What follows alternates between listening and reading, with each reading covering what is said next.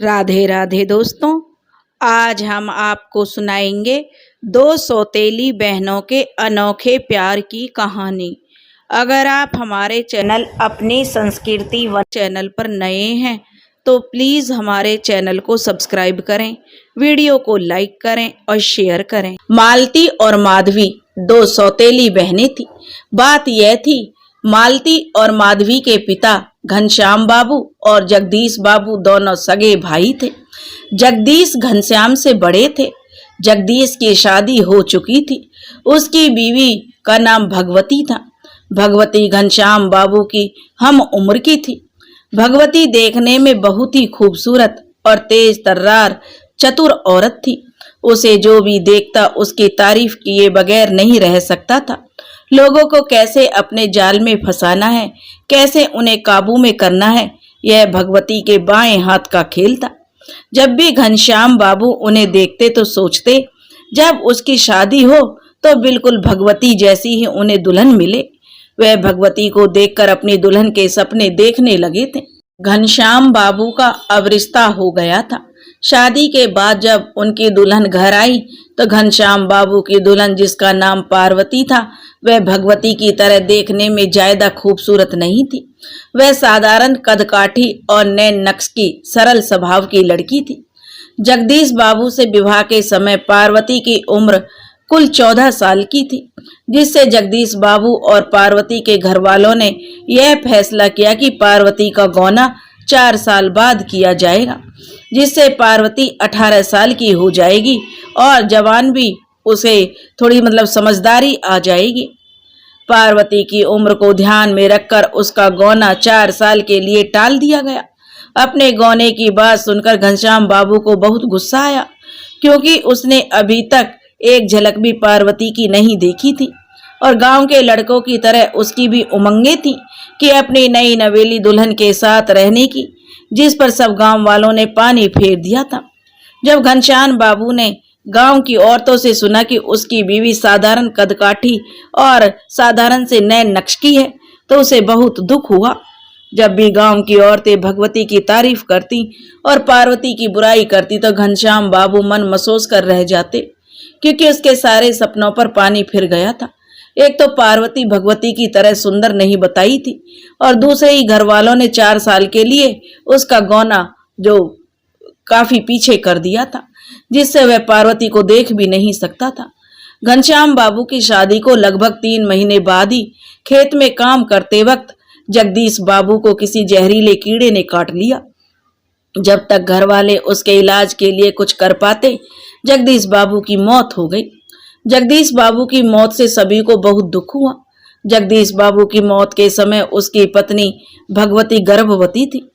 गांव के पंचों ने भगवती की उम्र और उसकी जिंदगी को देखते हुए फैसला लिया कि भगवती का नाता घनश्याम बाबू के साथ जोड़ दिया जाए, क्योंकि गांव की भाषा में गांव के पंचों ने कहा था, अगर घर की जो भीति दीवार घर में रह जाएगी तो कोई बुराई नहीं है, और वैसे भी भगवती जगदीश बाबू के बच्चे की मां बनने वाली है। ऐसे में भगवती को कौन अपनाएगा। यह बात पार्वती के घर वालों के पास जब पहुंची तो उन्होंने कहलवा भेजा कि चाहे वे अपनी बेटी को कुआं में पटक कर मार देंगे, लेकिन अगर भगवती का रिश्ता घनश्याम बाबू से जुड़ा तो वो अपनी बेटी पार्वती को ससुराल नहीं भेजेंगे। पार्वती के घर वालों की इस धमकी का घनश्याम बाबू के घर वालों पर कोई असर नहीं हुआ। उन्होंने भगवती का नाता छोटे बेटे घनश्याम बाबू के साथ जोड़ दिया। पार्वती ने अपने ससुराल के बारे में घर वालों के मुंह से थोड़ा बहुत सुना था। उसके जेठ की मौत हो गई और उसकी जेठानी का नाता उसके पति के साथ जोड़ दिया गया। पार्वती को कुछ ज्यादा समझ में नहीं आया था। उस समय मोबाइल तो थे नहीं, रोज ससुराल फोन करके ससुराल का हाल चाल जान सकें। जैसे जैसे पार्वती बड़ी हुई वैसे वैसे अपनी जेठानी और पति के नाते का उसे समझ आने लगा। घनश्याम बाबू और भगवती के नाता जोड़ने के कुछ दिनों बाद दोनों के बीच थोड़ा संकोच रहा। फिर भगवती ने एक मरी हुई बेटी को जन्म दिया। जिस बच्चे के लिए भगवती और घनश्याम बाबू का नाता जोड़ा गया था, वह बेटी भी पैदा हुई और मरी हुई। धीरे धीरे घनश्याम बाबू भी भगवती से प्यार करने लगे थे। वह भगवती ने भी अपने रूप जाल में उन्हें पूरी तरह फंसा लिया था। घनश्याम बाबू को उन्होंने अपने पूरे बस में कर लिया था। अब घनश्याम बाबू को ना तो अपने गौने की जल्दी थी और ना ही पार्वती का इंतजार। वैसे भी लोगों से जब उसने सुना था पार्वती भगवती की तरह सुंदर नहीं है, उसे तो वैसे ही पार्वती से नफरत थी। धीरे धीरे 4 साल का समय निकल गया। समाज में इज्जत के डर की वजह से पार्वती के घर वालों ने पार्वती का गौना कर दिया। जब पार्वती अपना गौना होकर अपने ससुराल आई तो उसकी सौतन, जो कभी उसकी जेठानी थी, उसकी गोद में उसके ही पति घनश्याम बाबू की 6 महीने की बेटी मालती थी। ससुराल में आने के बाद अपनी सौतन को अपनी आंखों के सामने देखकर पार्वती को बहुत दुख होता था।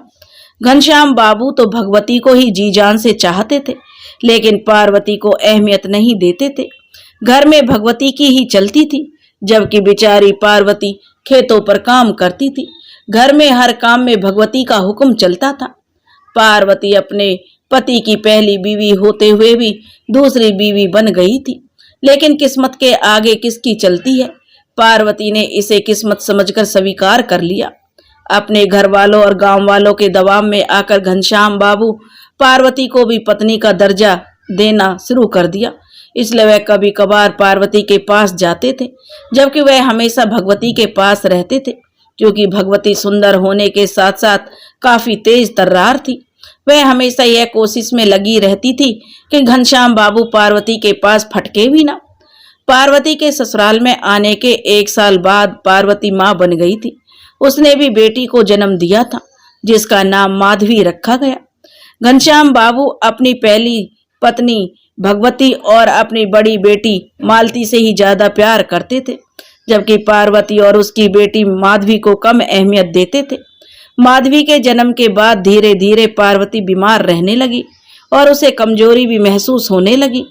पहले तो घनश्याम बाबू ने उस पर ज्यादा ध्यान नहीं दिया, लेकिन जब उसकी तबीयत ज्यादा खराब रहने लगी तो वह उसे डॉक्टर के पास ले गए, उसका इलाज कराया। लेकिन शायद पार्वती की बीमारी का इलाज किसी के पास नहीं था। आखिर एक दिन पार्वती अपनी 2 साल की बेटी माधवी को छोड़कर भगवान के पास चली गई।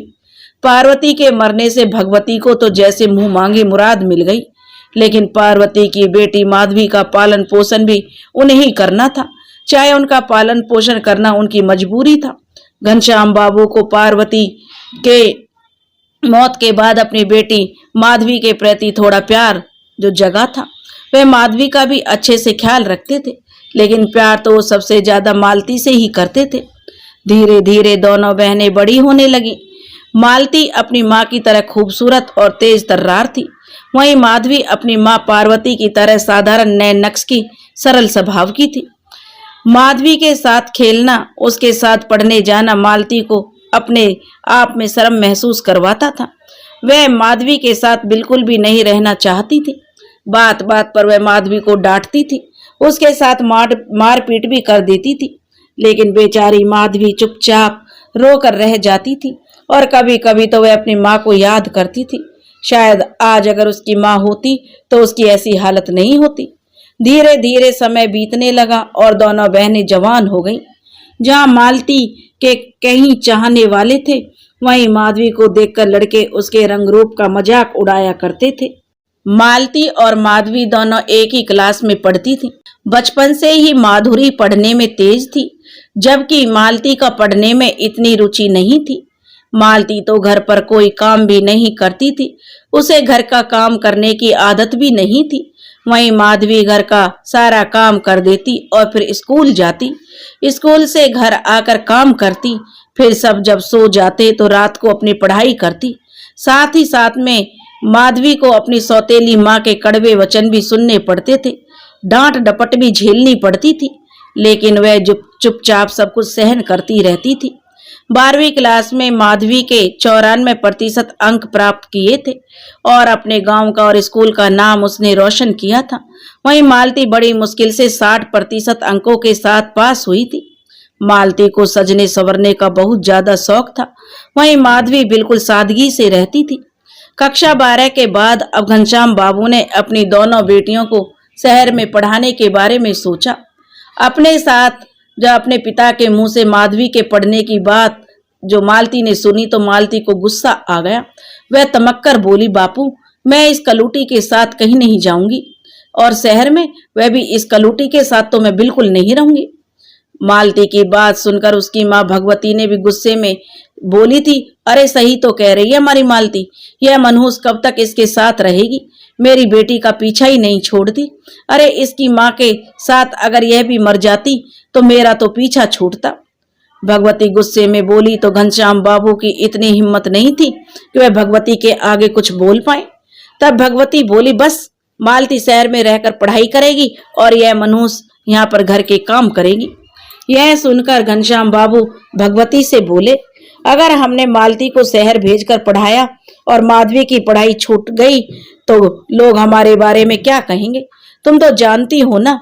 और फिर तुम्हें तो पता है अगर हमने माधवी के साथ ऐसा व्यवहार किया, जो माधवी के ननिहाल की सारी जायदाद है वो हमारे हाथों से निकल जाएगी, क्योंकि माधवी की माँ पार्वती अपने मायके में अकेली संतान थी। इसलिए पार्वती और माधवी के नाना नानी के मरने के बाद उनकी सारी जायदाद माधवी के नाम थी। माधवी के एक मामा जो माधवी की माँ के मुंह बोले भाई थे, उन्होंने घनश्याम बाबू को सख्त हिदायत दे रखी थी, अगर माधवी के साथ कुछ भी गलत हुआ तो वह कानून की मदद से माधवी को अपने पास बुला लेगा और माधवी के नाना नानी की जायदाद से उन्हें कुछ नहीं मिलेगा। इसलिए उन लोगों ने चुप रहने में ही भलाई समझी। माधवी की सौतेली माँ माधवी के साथ बहुत बुरा व्यवहार करती थी, उससे बहुत नफरत भी करती थी, लेकिन जायदाद के लालच में उसने माधवी को अपने पास रखा हुआ था। जब तक माधवी 18 साल की नहीं हो जाती तब तक माधवी को अपने पास रखना उसकी सौतेली माँ की मजबूरी थी। वह चाहती थी जब माधवी 18 साल की हो जाएगी तो वह सारी जायदाद अपने नाम करवाकर किसी लूले लंगड़े के पल्ले इसे बांधकर विदा कर देगी। माधवी की सौतेली माँ नहीं चाहती थी माधवी शहर जाकर पढ़ाई करे, क्योंकि माधवी के शहर जाने से उसे घर का काम करना पड़ेगा, जबकि उसे तो घर का काम के लिए करे हुए एक जमाना बीत गया था। लेकिन फिर भी घनश्याम बाबू की बात सुनकर उसने माधवी को शहर पढ़ाई करने के लिए हाँ कर दी। घनश्याम बाबू की इतनी हैसियत नहीं थी वह दोनों बेटियों को अलग अलग रखकर उन्हें खर्चा दे सके, इसलिए उन्होंने मालती को जैसे तैसे करके माधवी के साथ रहने के लिए मना लिया। मालती अनमने ढंग से माधवी के साथ रहने को तैयार हो गई। घनश्याम बाबू ने मालती और माधवी का एक ही कॉलेज में एडमिशन करवा दिया। घनश्याम बाबू ने मालती और माधवी से पीजी में हॉस्टल में रहने की बात कही, लेकिन मालती ने मना कर दिया। उसे पीजी हॉस्टल में रहना पसंद नहीं था, इसलिए घनश्याम बाबू ने कॉलेज के पास ही एक छोटा सा घर किराए पर ले लिया। दोनों को खाने पीने के लिए टिफिन की व्यवस्था भी करवा दी गई और साफ सफाई के लिए एक काम वाली बाई भी लगा दी। दोनों बहनों का आज कॉलेज में पहला दिन था। उसी कॉलेज में माधवी की बचपन की सहेली ज्योति ने भी एडमिशन लिया था। ज्योति माधवी की बचपन की सहेली थी। उसे मालती बिल्कुल नहीं पसंद करती थी। वह मालती को हमेशा घमंडी और नकचढ़ी बोला करती थी। मालती और माधवी जब पहले दिन कॉलेज में गईं तो सभी लड़के और लड़कियों ने बढ़ चढ़कर मालती से दोस्ती करनी चाहिए। वही लड़के और लड़कियों ने मालती के साथ साथ माधवी को देखकर उसके बारे में पूछा तो माधवी के बारे में पूछने पर मालती का चेहरा गुस्से में तमतमाने लगा और उससे नफरत से माधवी की तरफ देखा और मालती कुछ कह पाती उससे पहले ही ज्योति बोल पड़ी, यह मालती की छोटी बहन माधवी है। माधवी के बारे में सुनकर सभी लड़के लड़कियों ने अपना मुंह बनाया और मालती से कहा, मालती यह तेरी बहन है? यार विश्वास नहीं होता। यह कहकर वे लोग हंसने लगे। मालती को माधवी पर गुस्सा आ रहा था कि उसकी वजह से उसे शर्मिंदगी उठानी पड़ रही है। कमरे पर आकर उसने माधवी पर खूब गुस्सा उतारा, लेकिन माधवी बेचारी ने कुछ नहीं कहा। कॉलेज में मालती की कई लड़के लड़कियों से दोस्ती थी, जबकि माधवी की उसकी बचपन की सहेली ज्योति ही दोस्त थी। मालती हमेशा कॉलेज से बेवजह छुट्टी कर लिया करती। दोस्तों के साथ घूमना फिरना सैर सपाटा सब मालती को पसंद था। उसे पढ़ाई से कोई मतलब नहीं था। वहीं माधवी हमेशा पढ़ने में लगी रहती थी। वह बहुत कम बोलती थी, बिल्कुल सादगी से रहती थी। वहीं मालती में अब पहले से भी ज्यादा बदलाव आ गया था। वह छोटे छोटे कपड़े पहनकर अपने दोस्तों के साथ घर से बाहर निकल जाया करती थी और देर रात घर लौटती थी। माधवी ने कई बार मालती को समझाने की कोशिश की, लेकिन मालती उसे डांट कर चुप करा देती थी। यहाँ तक कि वह कई बार माधवी पर हाथ भी उठा चुकी थी। माधवी को मालती की चिंता थी, चाहे मालती उसे अपनी बहन समझे या न समझे, लेकिन माधवी मालती से बहुत प्यार करती थी। वह नहीं चाहती थी मालती नादानी में कोई ऐसा कदम उठाए जिससे उसे बाद में पछताना पड़े। उसने मालती को कई बार समझाने की कोशिश की, लेकिन मालती को सुनने को तैयार नहीं थी। कॉलेज में एक आर्यन नाम का लड़का भी पढ़ता था। आर्यन अमीर बाप का बिगड़ैल बेटा था। लड़कियों से दोस्ती करना उनका शौक था। उसने मालती से भी दोस्ती कर ली और कुछ ही समय में उसने मालती को अपने प्यार का इजहार कर दिया। माधवी को आर्यन बिल्कुल भी पसंद नहीं था, क्योंकि माधवी जानती थी आर्यन एक नंबर का बदमाश है।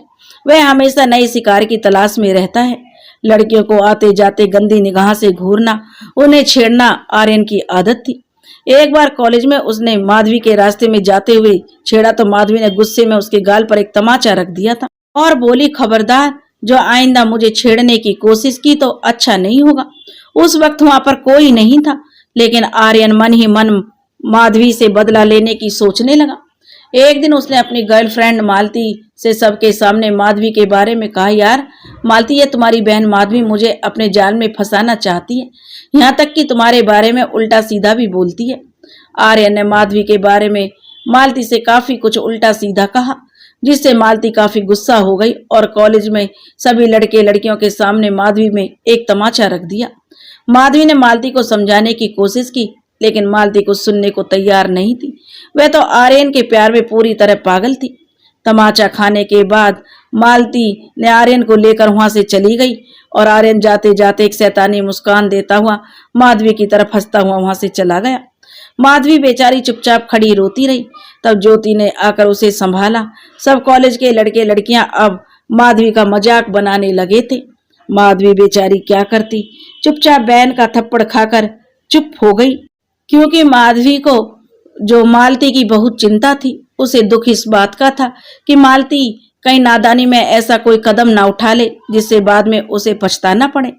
ज्योति ने माधवी से कहा कि वो अपने माता पिता से क्यों नहीं बता देती। तब माधवी ने कहा, ज्योति, तुम तो जानती हो घर वाले मुझसे ज्यादा मालती दीदी की बातों पर विश्वास करते हैं। वे कभी भी मेरी बात का विश्वास नहीं करेंगे, इसलिए कहने से क्या फायदा। और मालती तो मेरी बात सुनने को तैयार ही नहीं है, उल्टा मुझे ही डांट पड़ती है। यह कहकर माधवी दुखी हो गई।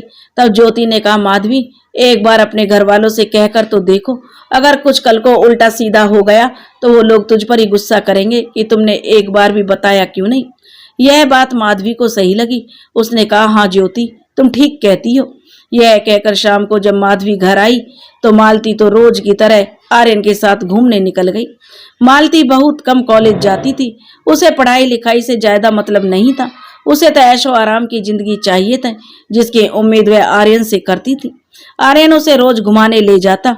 दोनों होटल में खाना खाकर आते, क्लब जाते, शॉपिंग करते, मूवी देखने जाते, सैर सपाटा करते। मालती आर्यन को लेकर अपनी जिंदगी के सपने बुनने लगी थी।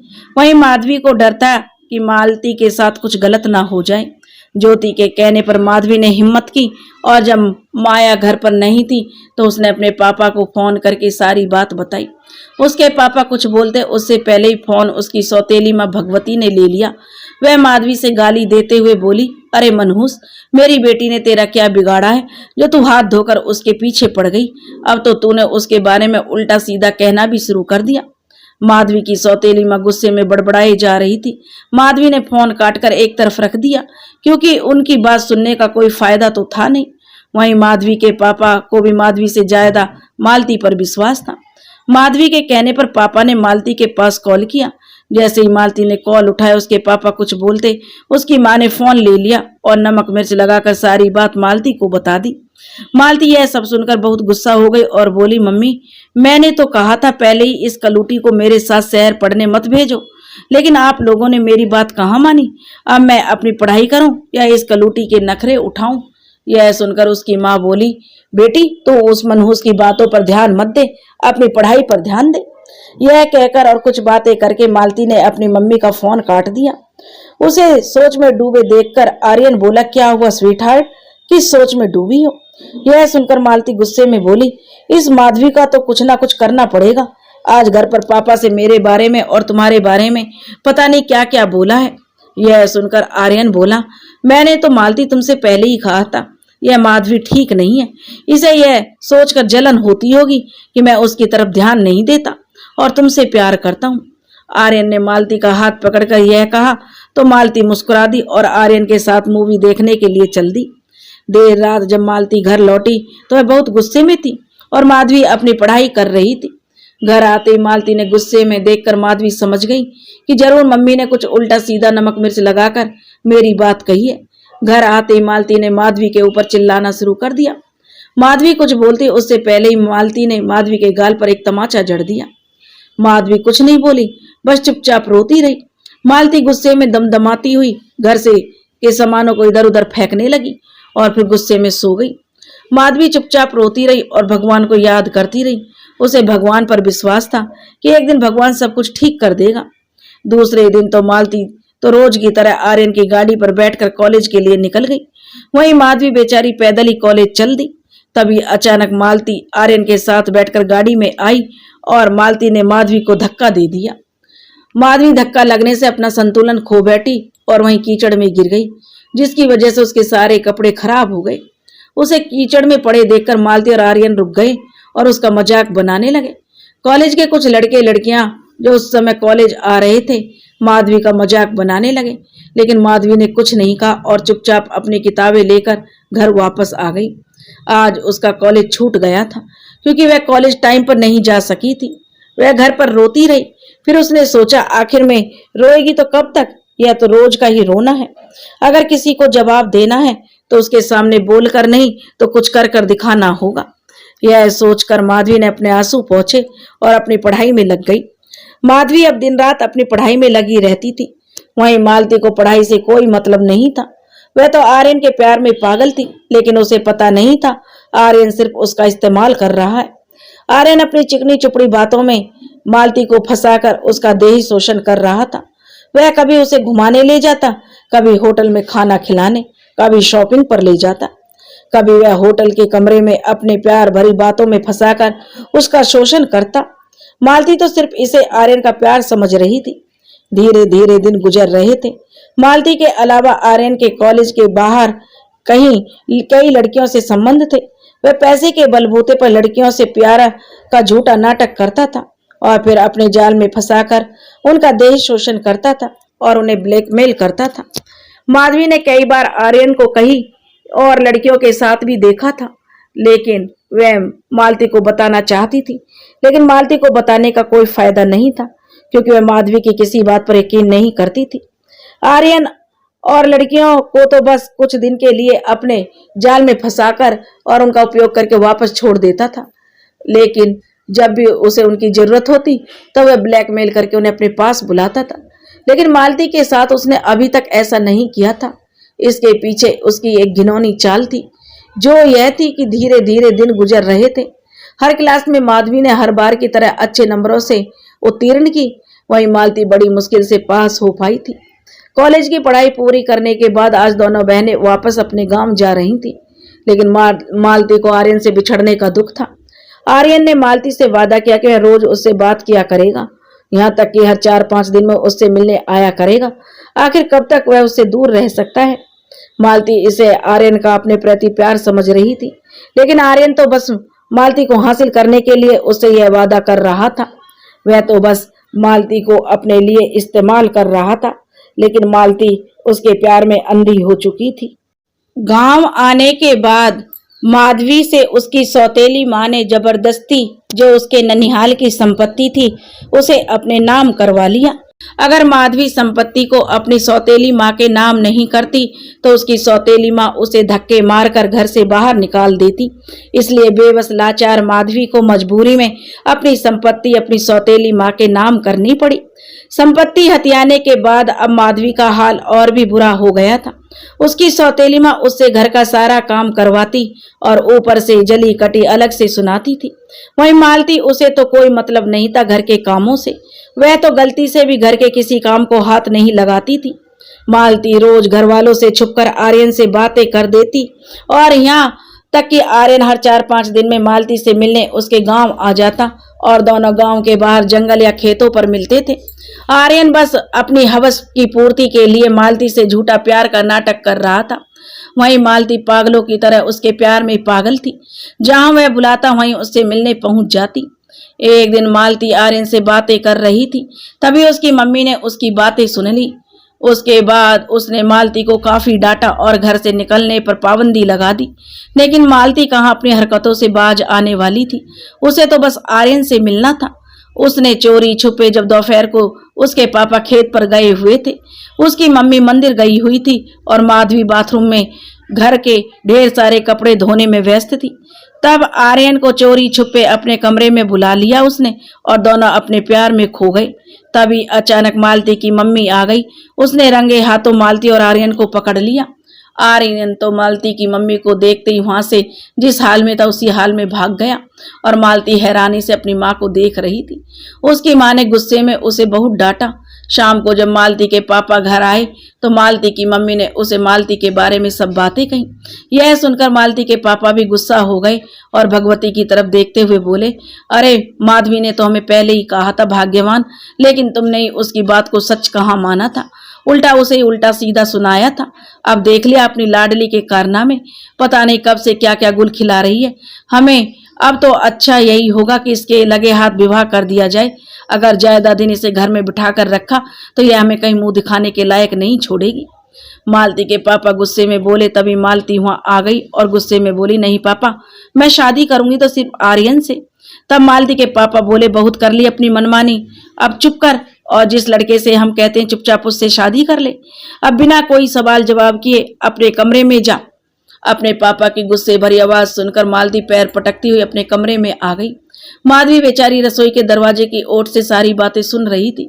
उसकी इतनी भी हिम्मत कहाँ थी वह किसी भी घर के मामले में बोल सके। मालती को अब यह चिंता सता रही थी, उसके मम्मी पापा उसकी शादी किसी और से कर देंगे, जबकि वह तो आर्यन से प्यार करती है। उसने आर्यन को फोन किया और सारी बात बताई और कहा कि आर्यन, मैं तुमसे शादी करना चाहती हूँ, चलो हम भागकर शादी कर लेते हैं। यह सुनकर आर्यन घबरा गया और हड़बड़ाकर बोला, नहीं नहीं मालती, मैं शादी। तब मालती बोली, हाँ आर्यन, तुम भी तो मुझसे प्यार करते हो, चलो हम शादी कर लेते हैं। तब आर्यन बोला, देखो मालती, समझने की कोशिश करो, ना ही तेरा परिवार मेरे साथ तेरी शादी को लेकर खुश है और ना ही मेरे घर वाले इस रिश्ते के लिए मानेंगे। यह सुनकर मालती गुस्से में बोली, तो फिर जब तेरे घर वाले नहीं मानेंगे तो तुमने मुझसे प्यार ही क्यों किया था? क्या यही तुम्हारा प्यार था? तो आर्यन बोला, अरे जब मैं अपने घर वालों की सुनता कहाँ था। तो मालती बोली, तो अब क्यों सुनते हो, चलो मेरे साथ घर छोड़कर चलो। मालती कहने लगी, अरे जब मैं अपने घर वालों को तुम्हारे प्यार में छोड़ सकती हूँ तो तुम क्यों नहीं छोड़ सकते? तब आर्यन बोला, देखो मालती, समझने की कोशिश करो, मैं तुमसे शादी नहीं कर सकता। तब मालती कहने लगे, लेकिन आर्यन क्यों, तुम मुझसे शादी क्यों नहीं कर सकते? तब आर्यन गुस्से में बोला, क्योंकि मैं तुम जैसी लड़की से विवाह नहीं कर सकता जो शादी से पहले ही किसी के बिस्तर की शोभा बन जाए। यह सुनकर मालती को अपने कानों पर विश्वास नहीं हो रहा था। वह गुस्से में आर्यन से बोली, आर्यन, विवाह तो तुम्हें मुझसे ही करना होगा। अगर तुमने मुझसे विवाह नहीं किया तो मैं खुदकुशी कर लूंगी, चिट्ठी लिखकर सारा इल्जाम तुम पर डाल दूंगी, समझे तुम? यह कहकर उसने फोन काट दिया। मालती की बात सुनकर आर्यन भी घबरा गया और सोचने लगा, अगर मालती ने ऐसा कुछ उल्टा सीधा कर लिया तो उसके ऊपर मुसीबत आ जाएगी। वह इस मुसीबत से बाहर निकलने का रास्ता खोजने लगा। फिर उसने मालती को फोन किया और प्यार में बोला, सॉरी मालती, मैं कुछ गुस्से में ज्यादा ही बोल गया था। तब मालती बोली, तुम जैसे लड़के होते ही ऐसे हैं। तब आर्यन बोला, मालती, मुझ पर विश्वास नहीं है, मैं तुमसे सच में बहुत प्यार करता हूँ। वह मेरे घर वाले इस रिश्ते के लिए कभी हाँ नहीं करेंगे, इसलिए मैंने गुस्से में तुमसे उल्टा सीधा बोल दिया था। जब मालती तुमने अपनी जान देने की बात कही तो मैं घबरा गया। मैं तुम्हें किसी भी कीमत पर नहीं खो सकता। आई लव यू मालती। आर्यन की ऐसी बातें सुनकर मालती पिघल गई और बोली, मुझे तुम पर पूरा विश्वास है आर्यन, जितना प्यार तुम मुझसे करते हो उससे ज्यादा प्यार मैं तुमसे करती हूँ। तब आर्यन बोला, मालती मेरी बात ध्यान से सुनो, अभी अपने घर वालों की हाँ में हाँ मिलाना, और अगर वो लोग तेरी शादी किसी और जगह तय करते हैं तो तुम मना मत करना। यह सुनकर मालती बोली, मतलब?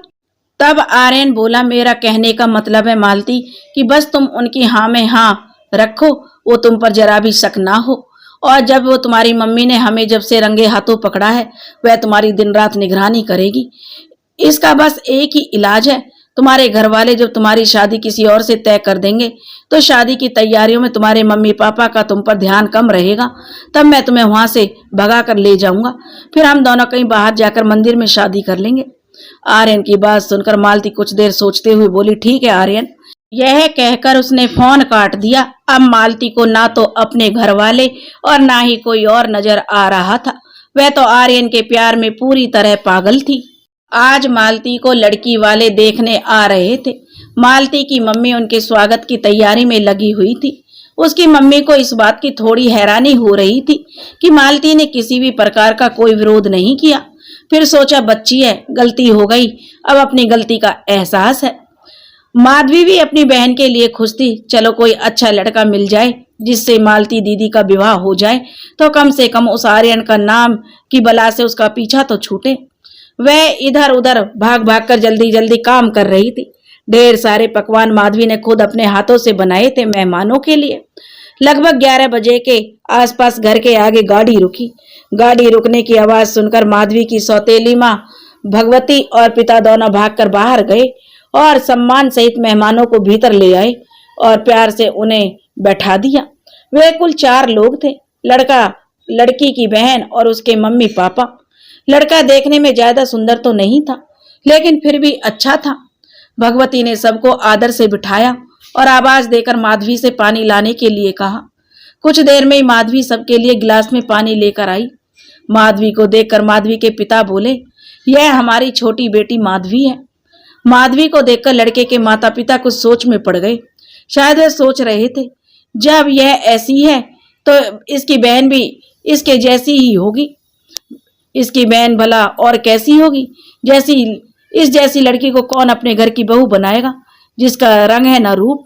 तभी भगवती ने बड़े प्यार से माधवी की तरफ देखते हुए कहा, जाओ बेटी, अपनी दीदी को ले आओ। आज तो भगवती के शब्दों में जैसे मिठास घुल गई थी। माधवी ने कहा, मम्मी अभी लाती हूँ, और वह मालती की तरफ चली गई जहां पर मालती सजी सवरी बैठी थी। माधवी को देखकर मालती मुस्कुराते हुए कहने लगी, आ गई माधवी, तुम देखो मैं कैसी लग रही हूँ। माधवी कहने लगी, आज उसे बड़ी मालती की बातों पर हैरानी हो रही थी, क्योंकि आज वह भी उसके साथ इतना अच्छा व्यवहार क्यों कर रही थी। माना कि मम्मी तो इसलिए कर रही है ताकि सब लोगों के सामने दिखावा कर सके, लेकिन मालती, यह तो हैरानी की बात थी।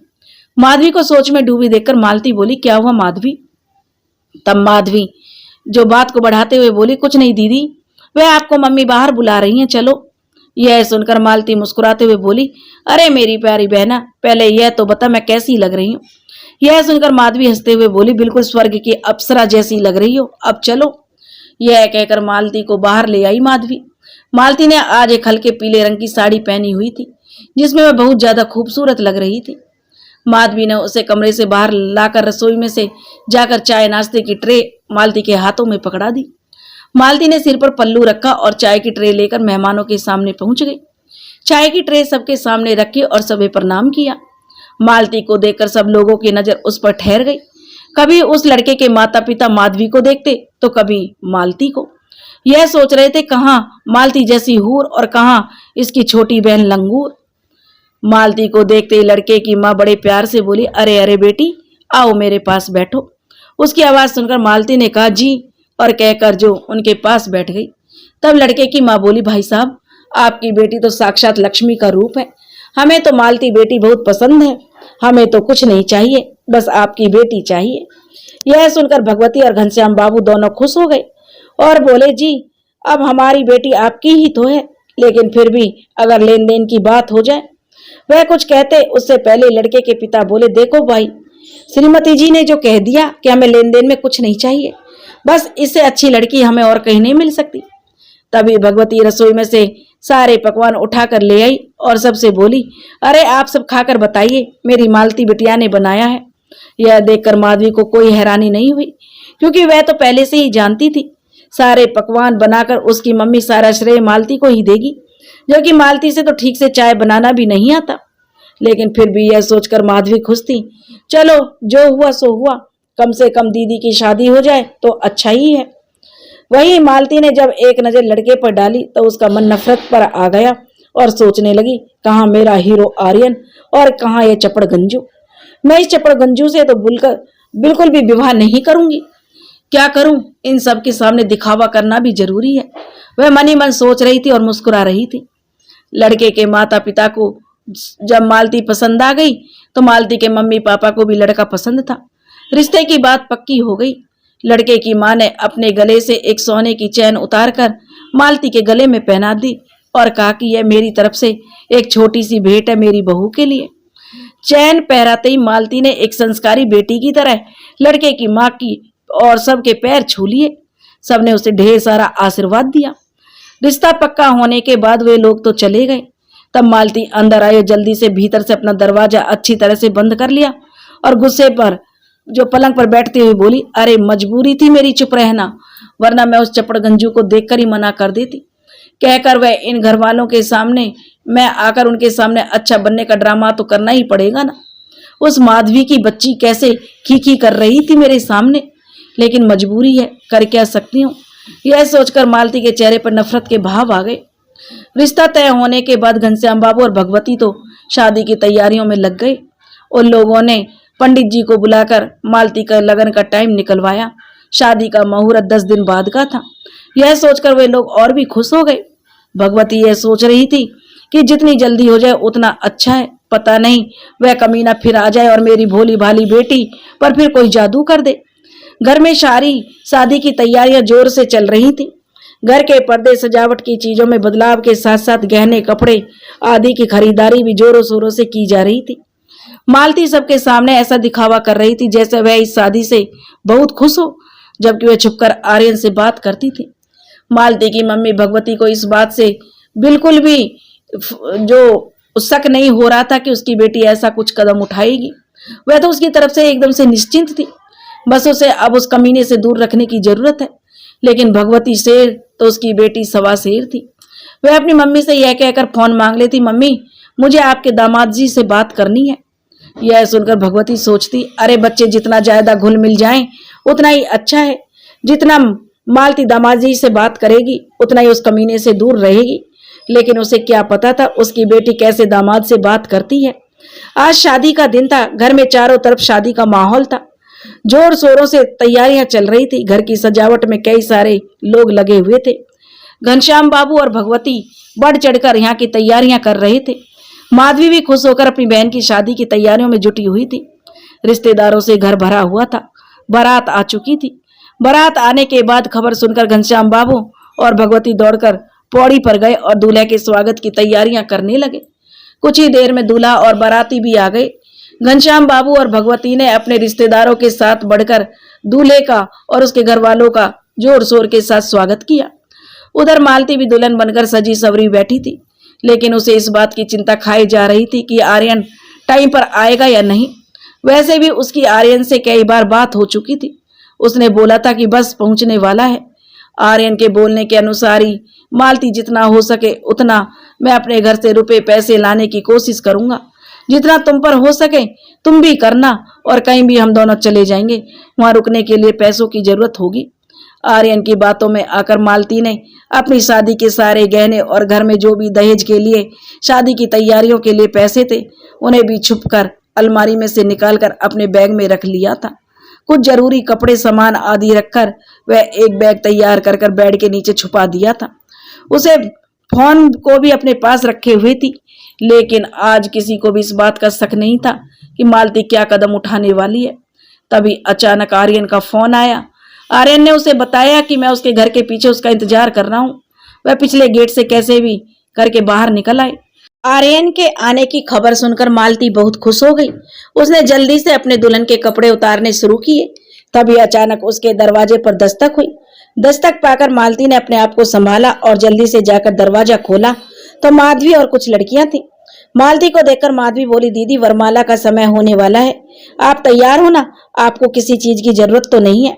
यह सुनकर मालती गुस्से में जो बढ़ते हुए बोली, हाँ हाँ मुझे किसी चीज की जरूरत नहीं है, और हाँ मैंने तुमसे पहले ही कहा था ना कि थोड़ा मेरा मन ठीक नहीं है, इसलिए मैं अकेला रहना चाहती हूँ, तुम जाओ यहाँ से। यह सुनकर माधवी आगे बिना कुछ कहे ही लड़कियों को लेकर वापस आ गई।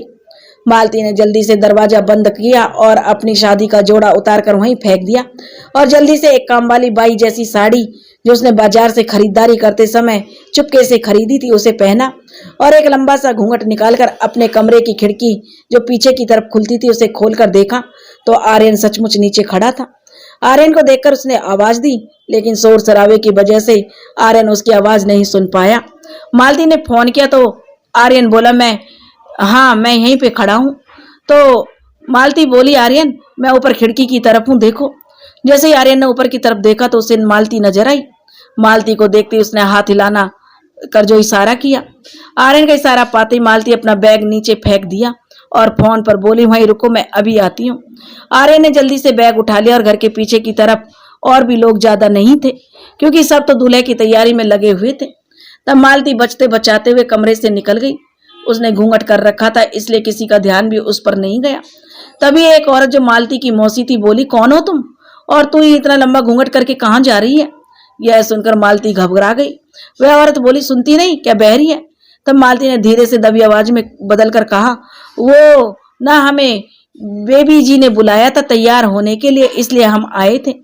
यह सुनकर मालती की मौसी कुछ सोचते हुए बोली तुम्हें, पर मालती को तो पहले 2 ब्यूटी पार्लर वाली लड़कियों ने तैयार करके गई हैं। यह सुनकर मालती जो बढ़ते हुए बोली हाँ वह तो है, लेकिन मालती बेबी जी पहले जब भी कहीं जाती थी तो हमारे ब्यूटी पार्लर से तैयार होकर जाती थी, इसलिए आज उसने भी अपनी खुशी के लिए हमें बुलाया था। हमें पता है कि उसे और लड़कियां तैयार करके आई हैं, लेकिन मालती बेबी जी ने हमें अपनी दोस्त जैसी समझती हैं इसलिए उन्होंने आज हमें बुलाया। यह सुनकर मालती की मौसी बोली क्या नाप शनाप बक रही हो, यह कैसी उल्टी सीधी बातें कर रही हो तुम, मेरी कुछ समझ में नहीं आ रहा। ऐसा करो यह बताओ यह घूंघट क्यों डाल रखा। यह सुनकर तो मालती के पैरों तले जमीन खिसक गई। जैसे ही मालती की मौसी ने उसका घूंघट हटाने आगे बढ़ी तभी अचानक किसी की आवाज आ गई। आवाज सुनकर मालती की मौसी पीछे मुड़ी और बोली अभी आती हूँ। यह कहकर वह फिर मालती की तरफ देखती हुई बोली रुको मैं कुछ देर में आती हूँ। मालती ने नाम हाँ में कर दी कि ठीक है मैं यहीं खड़ी हूँ और मौसी के जाते मालती की सांस में सांस आई और उसने जल्दी से निकलना ही सही समझा, कहीं किसी और की नजर उस पर न पड़ जाए। वह बचते बचाते आखिर अपने प्लान में कामयाब हो गई और पिछले दरवाजे से आर्यन उसे खड़ा मिल गया। आर्यन को देखते ही उसका चेहरा खुशी से दमक उठा और उसने आर्यन को गले लगा लिया। आर्यन ने उसका हाथ पकड़ा और जल्दी से रास्ते की तरफ ले गया जहां उसने अपनी कार खड़ी कर रखी थी। उसने जल्दी से अपनी कार में मालती को बिठाया और खुद कार में बैठकर कार स्टार्ट करके वहां से अपनी गाड़ी को लेकर मालती को लेकर चला गया। मालती आर्यन के साथ अपनी शादी वाले दिन घर छोड़कर भाग गई। जब वरमाला के लिए भगवती ने माधवी से मालती को लाने के लिए फिर कहा तो माधवी जो मालती के कमरे में गई जहां मालती का शादी का जोड़ा पलंग पर पड़ा हुआ था और पास में एक चिट्ठी थी। जैसे ही माधवी ने चिट्ठी को पढ़ा उसके होश उड़ गए। वह भागते हुए भगवती के पास आई और घबराते हुए बोली मम्मी मम्मी। तो भगवती उसे घबराते देखकर बोली क्या हुआ माधवी, मालती कहाँ है। यह सुनकर माधवी ने भगवती का हाथ पकड़ा और मम्मी जल्दी से अंदर चलो आपको एक बहुत जरूरी बात बतानी है। यह सुनकर भगवती बोली जरूरी बात तो बाद में भी हो सकती है माधवी, अभी वरमाला का मुहूर्त निकला जा रहा है। यह सुनकर माधवी बोली प्लीज मम्मी जल्दी अंदर चलो और वह हाथ पकड़कर भगवती को मालती के कमरे में ले गई और चिट्ठी भगवती के हाथ में दे दी। उसे पढ़ते ही भगवती के होश उड़ गए। उसमें लिखा था सॉरी मम्मी पापा, मैं घर छोड़कर आर्यन के साथ हमेशा हमेशा के लिए जा रही हूँ। मैं आर्यन से प्यार करती हूँ और मैंने इसलिए इस शादी के लिए हाँ किया था। आप लोग मुझ पर कोई शक ना करें। मैं जानती थी आप लोग मेरा और आर्यन का कभी भी रिश्ता मंजूर नहीं करेंगे क्योंकि आप जिस समाज में रहते हैं उस समाज में जाति प्रथा बहुत महत्व रखती है और आर्यन हमारी जाति का नहीं था, लेकिन मैं आर्यन से प्यार करती हूँ और आप लोगों का ध्यान बटा रहे इसलिए मैंने यह शादी करने का नाटक किया। मुझे माफ कर देना, आपकी अपनी बेटी मालती। पढ़ते ही भगवती के चेहरे पर हवाइयां उड़ने लगी। उसने यह चिट्ठी जल्दी से अपनी मुट्ठी में बंद की और भागते हुए घनश्याम बाबू के पास पहुंचे।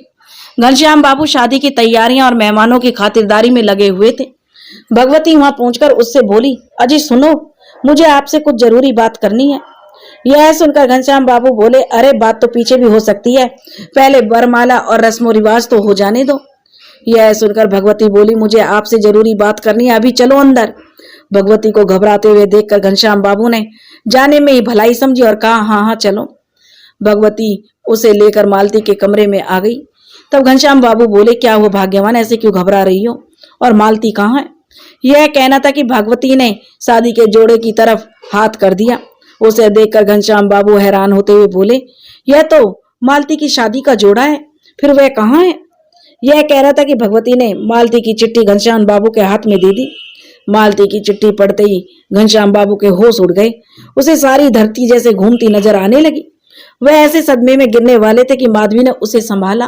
उन्होंने कभी सपने में भी नहीं सोचा था जिस लड़की को उन्होंने हमेशा अपनी पलकों पर बिठा कर रखा है वो इस तरह उनकी नाक कटवाकर भाग जाएगी। उसने अपने आप को संभाला, लेकिन अब लोग मालती को ढूंढ कर लाएं तो कहां से लाएं? वो लोग मालती को ढूंढने की कोशिश करने लगे, लेकिन तभी पंडित जी ने कहा कि वरमाला का मुहूर्त निकला जा रहा है, जल्दी से दुल्हन और उसके माता पिता को बुलाओ। कुछ देर तक तो घनश्याम बाबू ने छोटे मोटे बहाने लगाए, लेकिन आखिर में बहाने कब तक चलते? आखिर में पता तो चल ही गया कि मालती किसी लड़के के साथ भाग गई है। यह सुनकर चारों तरफ शादी में हंगामा हो गया। लड़के के पापा घनश्याम बाबू से भला बुरा कहने लगे। लोग उनके मुंह पर थूक रहे थे। यह देखकर माधवी भी रोए जा रही थी। भगवती और घनश्याम बाबू पूरी तरह टूट चुके थे। उन्हें इस तरह अपनी बेइज्जती बर्दाश्त नहीं हो रही थी। तभी घनश्याम बाबू हाथ जोड़कर और अपनी पगड़ी लड़के के पिता के पैरों में रखते हुए बोले, माफ करना भाई साहब, मुझे नहीं पता था मालती ऐसा करेगी, वरना मैं कभी भी आपके बेटे से उसकी शादी की बात नहीं करता। मेरी इज्जत अब आपके हाथ में है। अगर बारात बिना दुल्हन के लौट जाएगी तो लोग क्या कहेंगे? यह सुनकर गुस्से में लड़के के पिता बोले, अब क्या लोग तुम्हारी इज्जत करेंगे? अब कौन सी कमी रह गई है भला, और कौन सी इज्जत? अब कौन सी तुम्हारी बेटी तो अपने यार के साथ जो भाग गई है। यह सुनकर घनश्याम बाबू बोले, मेरी छोटी बेटी माधवी, मैं उसकी शादी आपके बेटे से कर दूंगा, जिससे हमारी भी इज्जत रह जाएगी और समाज में कुछ आपकी भी। माधवी का नाम सुनकर सभी लोग हैरान रह गए। माधवी भी हैरान हो गई, उसे समझ नहीं आ रहा था। तभी लड़की के पिता बोले, पागल समझाए क्या? अरे कहाँ, अब आप अपनी उस काली सी बेटी को हमारे पल्ले बांधना चाहते हैं? आपकी छोटी बेटी माधवी हमें नहीं करनी अपने हीरे जैसे बेटे की शादी उस लड़की से। वैसे भी इस परिवार में तो हम अब कभी रिश्ता करना ही नहीं चाहेंगे। जिस घर की बड़ी बेटी अपने यार के साथ भाग गई हो, उसकी भला छोटी बेटी से क्या उम्मीद की जा सकती है? लड़के के पिता गुस्से में चीखने लगे। घनश्याम बाबू और भगवती ने रोते हुए और उनके रिश्तेदारों ने लड़के के पिता और रिश्तेदारों की काफी लोगों ने उन्हें समझाया, लेकिन वे लोग कुछ समझने को तैयार नहीं थे और आखिर बारात बिना दुल्हन के वापस लौट गई। बारात के बिना दुल्हन के वापस लौटते ही घनश्याम बाबू की इज्जत पर काफी थू थू हो गई। लोग उनकी इज्जत पर थूक रहे थे, तरह तरह के ताने दे रहे थे। घनश्याम बाबू का मन किया कि वो खुदकुशी कर लें, लेकिन तब तक माधवी ने उन्हें संभाला। माधवी को देखकर घनश्याम बाबू ने उसे गले लगा लिया और बोले, बेटी, मैंने हमेशा तुम्हें मालती से कम समझा, हमेशा मालती और तुम में भेदभाव किया, लेकिन बेटी मुझे माफ कर दो। मैं नहीं जानता था जिसे मैंने अपनी पलकों पर बिठाया। नहीं, इस तरह सब लोगों के सामने मेरी नाक कटवा देगी वह बेटा। शायद मैंने तुम्हारी माँ और तुम्हारे साथ कभी अच्छा सलूक नहीं किया, इसकी सजा मुझे भगवान ने दे दी है बेटी। यह कहकर घनश्याम दास रोने लगे। तब माधवी बोली, नहीं पापा, अपने आप को मत कोसिए, इसमें आपकी कोई गलती नहीं है। जो होना था सो हो गया, सब कुछ ठीक हो जाएगा, बस हिम्मत रखिए। लेकिन पापा, डर इस बात का है कि मालती दीदी जिस लड़के के साथ गई हैं वह एक नंबर का मेरे बाप का बिगड़ा लड़का है। पता नहीं मालती दीदी के साथ वह क्या करेगा, यही चिंता मुझे खाई जा रही है। भगवती भी मालती के इस तरह जाने से पूरी तरह टूट चुकी थी। वह भी बार बार रो रही थी, लेकिन फिर भी वह उसे माधवी पसंद नहीं थी। भगवती गुस्से में अपना सारा गुस्सा जो माधवी पर उतार रही थी और कह रही थी, इस डायन ने कुछ बताया नहीं पहले भी, अगर यह हमें समय रहते बता देती तो ऐसे हालात नहीं होते। यह सुनकर घनश्याम बाबू गुस्से में बोले, अरे बताया कैसे नहीं था, लेकिन तुम अपनी बेटी के प्यार में इतनी अंधी थी कि तुम्हें इसकी अच्छाई बुराई कुछ मालूम थी, कि यहाँ तक कि तुमने माधवी को उल्टा सीधा सुना दिया था। घनश्याम बाबू गुस्से में बोले। यह सुनकर मालती की मम्मी और ज्यादा गुस्सा हो गई। तब माधवी ने जैसे तैसे गुस्सा शांत करवाया। तब सब रिश्तेदार भी घनश्याम बाबू और भगवती को गाली देते हुए वापस लौट गए। सारे गांव में उन लोगों की इज्जत पर थू थू लोग कर रहे थे। वहां कुछ लोग कह रहे थे, जैसा इसने अपनी 7 फेरों वाली बीवी के साथ किया और अपनी बेटी के साथ किया, उसका फल तो इसको भोगना ही था। वहीं घनश्याम बाबू अपनी बेटी की करतूतों की वजह से अंदर ही अंदर घुट रहे थे। अब वो सोचने लगे, जिस बेटी को उन्होंने पलकों पर बिठाकर बड़ा किया, उन्होंने सारे समाज के आगे उनके मुंह पर कालिक पोत दी। इससे पहले कि समाज के लोग उनके बारे में और बातें बनाएं, उन्होंने माधवी के लिए रिश्ते देखना शुरू कर दिया। घनश्याम बाबू को माधवी के लिए रिश्ता ढूंढना काफी मुश्किल था, क्योंकि एक तो मालती के चले जाने से उनकी काफी बदनामी हो चुकी थी, जिससे लड़के वाले जब मालती के बारे में सुनते तो माधवी को देखने से पहले ही मना कर देते। वहीं कुछ लोग जैसे तैसे माधवी को देखने आते तो उसके रंग रूप की वजह से उसे मना कर देते। कुछ लोग दहेज की वजह से मना कर देते, क्योंकि भगवती माधवी की शादी में एक भी रुपया खर्च करना नहीं चाहती थी। काफी ढूंढा, लेकिन माधवी के लिए कोई अच्छा घर बार नहीं मिला। यह देखकर घनश्याम बाबू बहुत दुखी रहने लगे। तभी उसके एक दोस्त ने उसे बताया कि उसकी नजर में एक रिश्ता है। लड़का सरकारी स्कूल में टीचर है, उसकी पहली बीवी की मौत हो चुकी है, एक 8 साल की बेटी है, लड़के की उम्र मतलब 35 साल के आसपास है। यह सुनकर घनश्याम बाबू को यह रिश्ता ज्यादा पसंद नहीं आया, लेकिन घनश्याम बाबू की भगवती के आगे चलती ही कहाँ थी। वहीं भगवती ने इस रिश्ते के बारे में सुनते ही हाँ कर दी, क्योंकि इस रिश्ते को करवाने से भगवती और माधवी की शादी में कुछ खर्च भी उसे नहीं करना पड़ेगा और न ही लड़के वालों की कोई मांग थी। जब माधवी ने सुना तो माधवी ने इसे अपनी किस्मत का फैसला मानकर इसे स्वीकार कर लिया, क्योंकि वह अब और कोई हंगामा नहीं चाहती थी जिससे उसके पापा को ठेस पहुंचे। वह नहीं चाहती थी मालती दीदी की तरह उसके पापा को उसकी वजह से भी दुख पहुंचे। पहले ही मालती दीदी की करतूतों की वजह से उसके पापा टूट चुके थे, इसलिए उसने कुछ भी नहीं कहा और निश्चित दिन लड़के वाले आए। लड़का और उसकी माँ और उसकी एक मुंह बोली बहन थी। लड़के वालों ने आने के बाद माधवी सबके लिए चाय नाश्ता लेकर आई, सबके पैर छुए, सभी ने एक नजर माधवी पर डाली। फिर लड़के की माँ मुस्कुराते हुए बोली, आओ बेटी मेरे पास बैठो। यह सुनकर वह माधवी जो उनके पास गई, तब लड़के की माँ ने माधवी से कुछ सवाल किए कि तुम्हारी रुचि किसमें है, घर का कामकाज तो कर लेती हो ना, वगैरह वगैरह। सब कुछ पूछने के बाद लड़के की माँ ने मुस्कुराते हुए बोली, भाई साहब हमें यह रिश्ता मंजूर है, आगे आपकी मर्जी।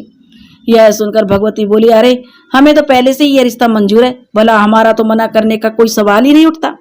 अरे इतना अच्छा रिश्ता भला हम कैसे छोड़ सकते हैं। लड़के ने भी एक नजर माधवी पर डाली। लड़के का नाम श्याम था। लड़के की उम्र लगभग 35 साल के आसपास थी, लेकिन फिर भी वह देखने में काफी सुंदर लगता था। देखने में उसके स्वभाव का पता चलता था कि वह काफी समझदार इंसान है। फिर लड़के की माँ ने अपने हाथ से एक अंगूठी निकालकर माधवी के हाथ में पहना दी। इस तरह श्याम और माधवी की मंगनी हो गई। मंगनी से 5 दिन बाद ही लड़के वालों की मर्जी से सादा ढंग से मंदिर में रीति रिवाज के साथ माधवी और श्याम का विवाह हो गया। माधवी दुल्हन बनकर श्याम के घर आ गई। माधवी के विवाह के बाद तो जैसे भगवती के सिर पर से बहुत बड़ा बोझ उतर गया था। उसका तो यह हाल था कि हल्दी लगे ना फिटकरी रंग चोखा हो। अब उसको कुछ भी लेना देना नहीं पड़ा और माधवी का वजन भी उसके सिर से उतर चुका था। आज माधवी की सुहागरात थी। वह अपने पति का इंतजार कर रही थी, लेकिन उसके मन में घबराहट थी। तभी श्याम ने कमरे में प्रवेश किया। बेचारी माधवी घबरा गई और सिमट कर एक कोने में बैठ गई। तब श्याम माधवी के पास आकर बैठा और बोला, क्या हुआ माधवी, तुम क्यों इतना घबरा रही हो। श्याम ने मुस्कुराते हुए कहा, लेकिन माधवी ने कोई जवाब नहीं दिया। यह देखकर श्याम बोला, देखो माधवी घबराने की कोई बात नहीं है, वह कह दो, और वैसे भी हमें अपनी जिंदगी साथ साथ बितानी है। मैं मानता हूँ हमारी उम्र में लगभग 15 साल का फासला है। मैं तो रमा के जाने के बाद शादी ही नहीं करना चाहता था, लेकिन मेरी माँ की जिद के आगे मैं मजबूर होकर मुझे शादी करना पड़ा। हाँ, मेरी माँ चाहती है कि मेरी बेटी अनु को एक माँ की जरूरत है। जैसे जैसे अनु बड़ी हो जाएगी वैसे वैसे अनु अपनी माँ को याद करेगी, इसलिए अनु की खुशी के लिए मुझे हाँ करना पड़ा। लेकिन जैसे भी हो, अब मुझे इस शादी से कोई शिकायत नहीं है। तुम मेरी पत्नी हो, मैं तुमसे यह उम्मीद कर सकता हूँ कि तुम कभी भी मेरी बेटी अनु को उसकी माँ की कमी महसूस नहीं होने दोगी। श्याम ने मुस्कुराते हुए कहा, लेकिन माधवी ने फिर भी कोई जवाब नहीं दिया। श्याम बोला, माधवी देखो, डरो मत। जो बात जिसकी वजह से तुम इतनी परेशान हो साफ साफ मुझे बता दो।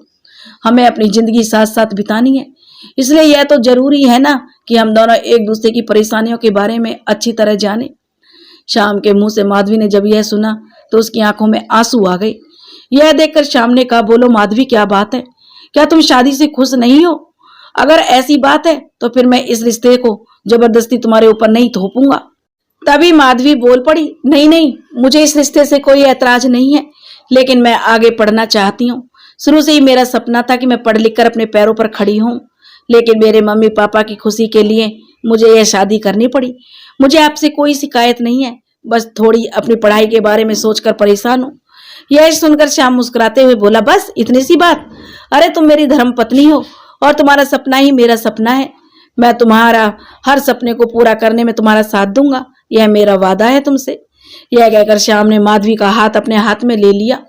श्याम को मुस्कुराते देखकर माधवी की आंखों में भी खुशी के आंसू झलक आए। वह सोचने लगी, चाहे भगवान ने अब तक उसके साथ जो भी अन्याय किया हो, लेकिन श्याम के रूप में उसे एक सुलझा, समझदार और जीवन साथी दे दिया है उसे। तब श्याम ने माधवी को अपने गले से लगा लिया। माधवी के अपने ससुराल में उसका अपना पति, सास और उसके पति की पहली बीवी की बेटी अन्नू थी। माधवी से उसकी सास बहुत प्यार करती थी, उसका अच्छे से ध्यान रखती थी। श्याम भी एक अच्छे पति की तरह माधवी की हर जरूरत का पूरा ख्याल रखता था। उसे माधवी की पढ़ाई के लिए कुछ किताबें भी लाकर उसने दे दी थी। माधवी को जब भी समय मिलता वह पढ़ने बैठ जाती, लेकिन अन्नू माधवी से दूर ही रहती थी। वह माधवी से बिल्कुल भी बातें नहीं करती थी। जब माधवी उससे बातें करना चाहती तो वह गुस्सा होकर चली जाती थी। कई बार माधवी की सास ने अन्नू को समझाया, बेटा यह तुम्हारी नई माँ है। यह सुनकर अन्नू गुस्से में कहती, नहीं दादी, यह मेरी माँ नहीं है, मेरी माँ तो मर चुकी है। यह कहकर रोते हुए वह चली जाती। तब माधवी की सास कहती, बेटी अन्नू अभी नादान है ना, इसलिए।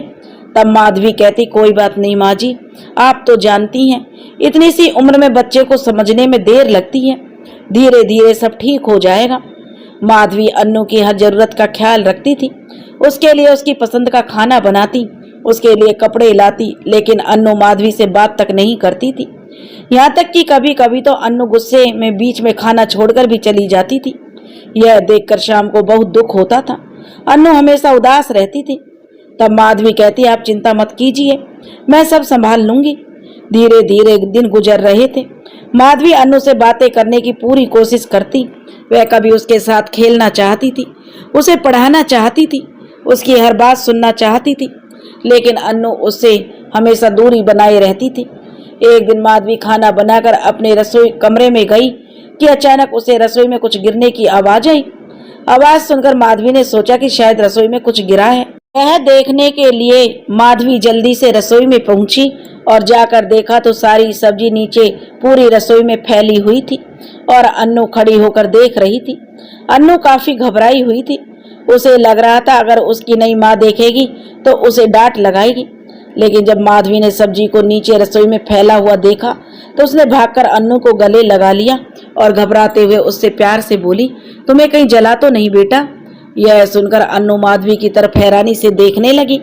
वह डर की वजह से घबरा रही थी।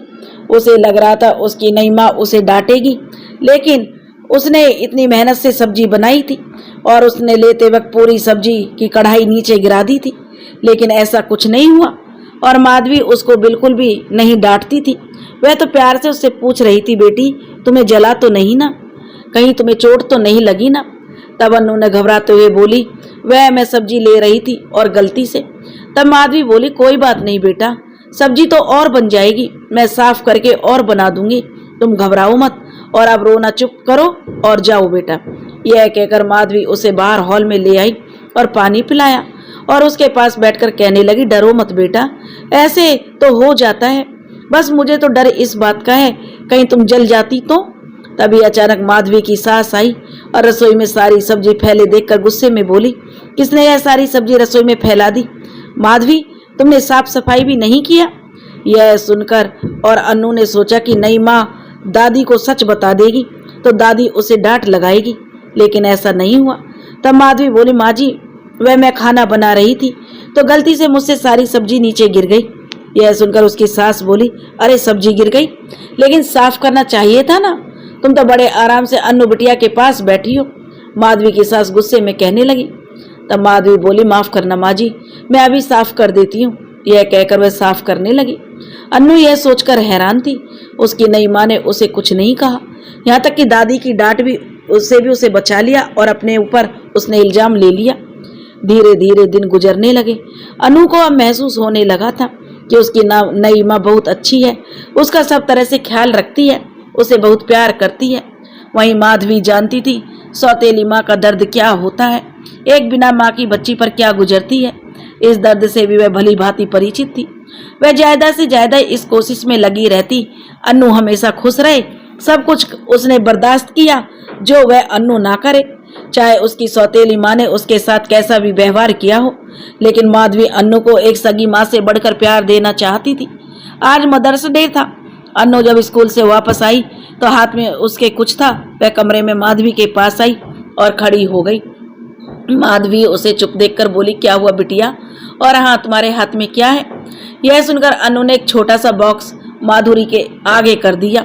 माधवी हैरानी से अनु को देखते हुए बोली, इसमें क्या है बिटिया? तब अनु बोली, माँ इसमें मैं आपके लिए कुछ लेकर आई हूँ। आज मदर्स डे है ना, इसलिए सभी मेरे फ्रेंडों ने अपनी मम्मा के लिए कुछ ना कुछ गिफ्ट किया है, तो मैं भी काफ़ी दिनों से कुछ पैसे बचाए थे अपनी पॉकेट में से, जो इसलिए आपको मैं ये खरीद कर लाई हूँ। यह सुनते ही माधवी की आंखों में आंसू आ गए। उसने बॉक्स लेकर खोला तो उसमें एक छोटी सी तस्वीर थी जिसमें एक औरत अपने बच्चे को सीने से लगाए हुए थी और उसमें लिखा था, लव यू मॉम। यह देखकर माधवी ने अपने आंसू पोंछे और उसका दिल भर आया। उसने अन्नू की तरफ देखा और अन्नू को गले लगा लिया। तब अन्नू बोली, माँ मुझे माफ़ कर दो, मैंने आपके साथ अच्छे से बात नहीं की थी ना। वो मेरी स्कूल की फ्रेंड है ना श्वेता, वो कहती है नई माँ अच्छी नहीं होती, वह हमें बहुत डांटती हैं पीटती हैं, यहाँ तक कि खाने को भी कुछ नहीं देती। इसलिए मुझे लगा कि आप भी अच्छी माँ नहीं हैं, लेकिन सच में आप तो बहुत अच्छी माँ हैं, मुझसे बहुत प्यार करती हो, मेरी पसंद का खाना भी बनाती हो। लव यू माँ। यह कहकर अन्नू माधवी के गले लग गई। तभी अचानक श्याम आ गया और अन्नू को माधवी के गले लगे देखकर उसकी आंखों में भी खुशी के आंसू छलक आए और वह बड़े प्यार से बोला, माँ बेटी के बीच क्या चल रहा है? यह सुनकर अन्नू और माधवी ने दरवाजे की तरफ देखा। श्याम दरवाजे पर खड़ा मुस्कुरा रहा था तो अन्नू भागकर अपने पापा के गले लग गई। तब माधवी ने कहा, देखो आज मदर्स डे पर मेरी बिटिया मेरे लिए क्या लेकर आई है। यह कहकर उसने एक छोटी सी तस्वीर श्याम को दिखा दी। श्याम भी तस्वीर लेते हुए बोला, अरे मेरी बिटिया रानी इतनी बड़ी हो गई, इतनी सुंदर तस्वीर लेकर आई है। वैसे पापा नाराज हैं आपसे कि आप मम्मी के लिए लाई हो, पापा के लिए कुछ नहीं लाई। यह सुनकर अन्नू बड़े प्यार से बोली, अरे पापा आप भी ना कुछ भी समझते नहीं हो, आपको पता है ना आज मदर्स डे है, इसलिए मम्मी को सरप्राइज देना होता है। जब फादर्स डे आएगा तब मैं आपको सरप्राइज दूंगी। यह सुनकर श्याम बोला, लेकिन मुझे तो अभी कुछ चाहिए। यह सुनकर अन्नू कुछ सोचते हुए बोली, लेकिन अब मैं आपको क्या दूं? तब श्याम मुस्कुराते हुए बोला, बस मेरी छोटी सी गुड़िया अपने पापा को एक प्यारी सी किस्सी दे दे। यह सुनकर अन्नू मुस्कुराते हुए बोली, जरूर पापा। और उसने प्यार से श्याम के गाल पर एक किस्सी दे दी और बोली, अच्छा पापा मैं चलती हूँ, वह बाहर मेरे फ्रेंड मेरा इंतजार कर रहे हैं, मुझे उनके साथ खेलना है ना। तब श्याम बोला, जरूर जाओ बिटिया। तब अन्नू बाहर चली गई। फिर श्याम ने माधवी का हाथ पकड़ा और बोला, माधवी तुम सच में देवी हो, तुमने कभी मुझसे कोई शिकायत नहीं की। आज तुम्हारी वजह से मेरी गुमसुम रहने वाली बिटिया इतना खुलकर मुस्कुरा रही है। अब मुझे पूरी उम्मीद है तुम मेरे लिए अन्नू का हमेशा ख्याल रखोगी। यह सुनकर माधवी नाराज होते हुए बोली, मेरी नहीं हमारी। तब श्याम मुस्कुराते हुए बोला, हाँ बाबा मैं तो भूल ही गया, माफ कर दो। यह कहकर उसने माधवी को गले लगा लिया। राज्य सरकार की तरफ से सब इंस्पेक्टर की नियुक्ति निकली थी। माधवी ने उसमें फार्म अप्लाई किया था। फिर श्याम ने शहर में उसके लिए एक अच्छा सा पीजी हॉस्टल देखकर माधवी को वहां भेजने का फैसला किया, जिससे वह अच्छे से प्रतियोगिता की तैयारी करके अपनी पढ़ाई अच्छे से करके अपना एग्जाम दे सके। जब अन्नू ने यह सुना तो वह उदास होते हुए बोली, माँ आप मुझे छोड़कर जाओगी? तब माधवी ने प्यार से उसे गले लगाते हुए कहा, नहीं बेटा कुछ दिन की बात है, फिर माँ हमेशा आपके साथ आ जाएगी। यह सुनकर अन्नू बोली, प्रॉमिस? तब माधवी ने प्यार से उसका गाल थपथपाते हुए बोला, प्रॉमिस बेटा। दूसरे दिन माधवी अपनी सास के पैर छूकर उनका आशीर्वाद लेकर और अन्नू को प्यार से गले लगाकर अपना जरूरी सामान लेकर शाम के साथ शहर से बाहर चली गई।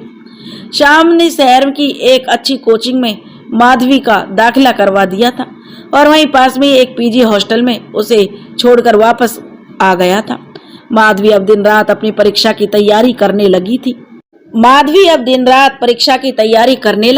वह दिन रात मेहनत कर रही थी। श्याम रोज शाम के वक्त कुछ देर के लिए माधवी के पास फोन करके उसका हाल चाल पूछ लेता था। शादी के बाद माधवी का तो जैसे अपने मायके से ही रिश्ता खत्म हो गया था। उसकी सौतेली माँ और उसके पापा ने उसे कभी भूल कर भी याद नहीं किया। श्याम माधवी का दर्द समझता था, इसलिए वह हमेशा कोशिश करता था कि माधुरी को किसी भी तरह की कोई तकलीफ ना हो। माधवी भी, उसकी सौतेली बहन माया का भी अभी तक कोई पता नहीं चला था। माधवी अब अपनी शादी के बाद नए जीवन में खुश थी। वह दिन रात मेहनत कर रही थी और आखिर उसकी मेहनत रंग लाई।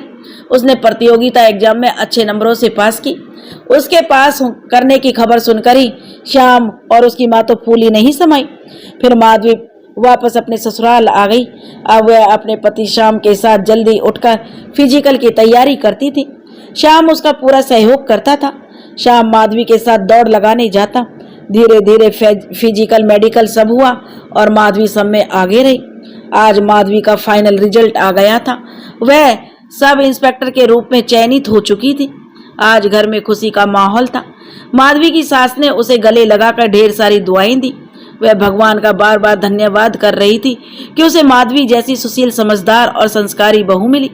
पूरे गांव में माधवी की काफी तारीफ हो रही थी। वहीं सभी लोग श्याम और उसकी माँ की भी काफी तारीफ कर रहे थे कि उन्होंने माधवी का हर हाल में पूरा सहयोग किया। सभी लोग माधवी और उसके परिवार को बधाई दे रहे थे।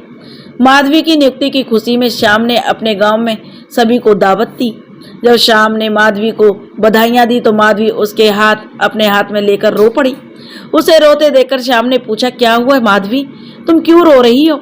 तब माधवी ने कहा कि आप इंसान नहीं देवता हो। शायद पिछले जन्म में मैंने जरूर कोई अच्छे कर्म किए होंगे, इसलिए आप इस जन्म में मुझे पति के रूप में मिले हो। मैं भगवान से प्रार्थना करती हूँ मेरे हर जन्म में आप ही मुझे पति रूप में मिले। कहकर माधवी रोने लग गई। तब श्याम ने उसका चेहरा अपने दोनों हाथों में लिया और प्यार से बोला, अरे पगली, मैंने तो अपना फर्ज निभाया है, तुम्हारी खुशी में मेरी खुशी है। कहकर उसने प्यार से माधवी को गले लगा लिया। आज माधवी श्याम के साथ अपनी ड्यूटी ज्वाइनिंग करने दूसरे शहर जा रही थी। माधवी ने अपनी सासू माँ के पैर छुए और उसकी सासू माँ ने उसे गले लगा लिया। तब अनु माधवी का हाथ पकड़कर बोली, माँ, आप हमें छोड़कर चली जाओगी? आपने तो बोला था ना, जब आपके एग्जाम हो जाएंगे तो फिर आप हमेशा हमारे साथ रहोगी।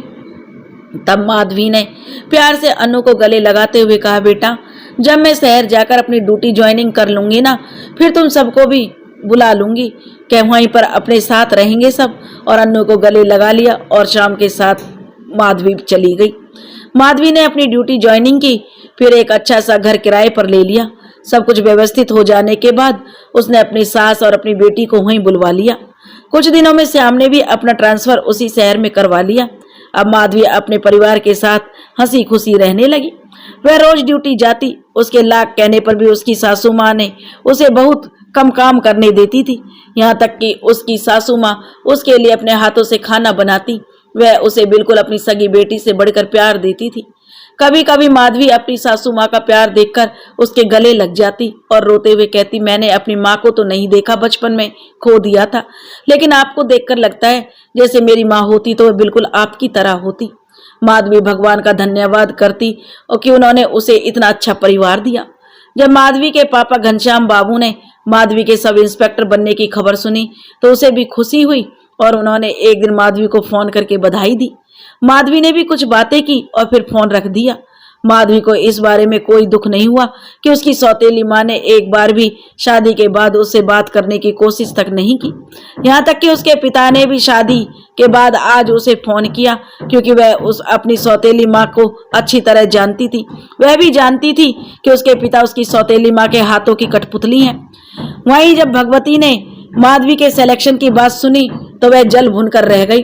भगवती और घनश्याम बाबू ने मालती को काफी ढूंढा, लेकिन उसका कोई पता नहीं चला। धीरे धीरे दिन गुजरने लगे।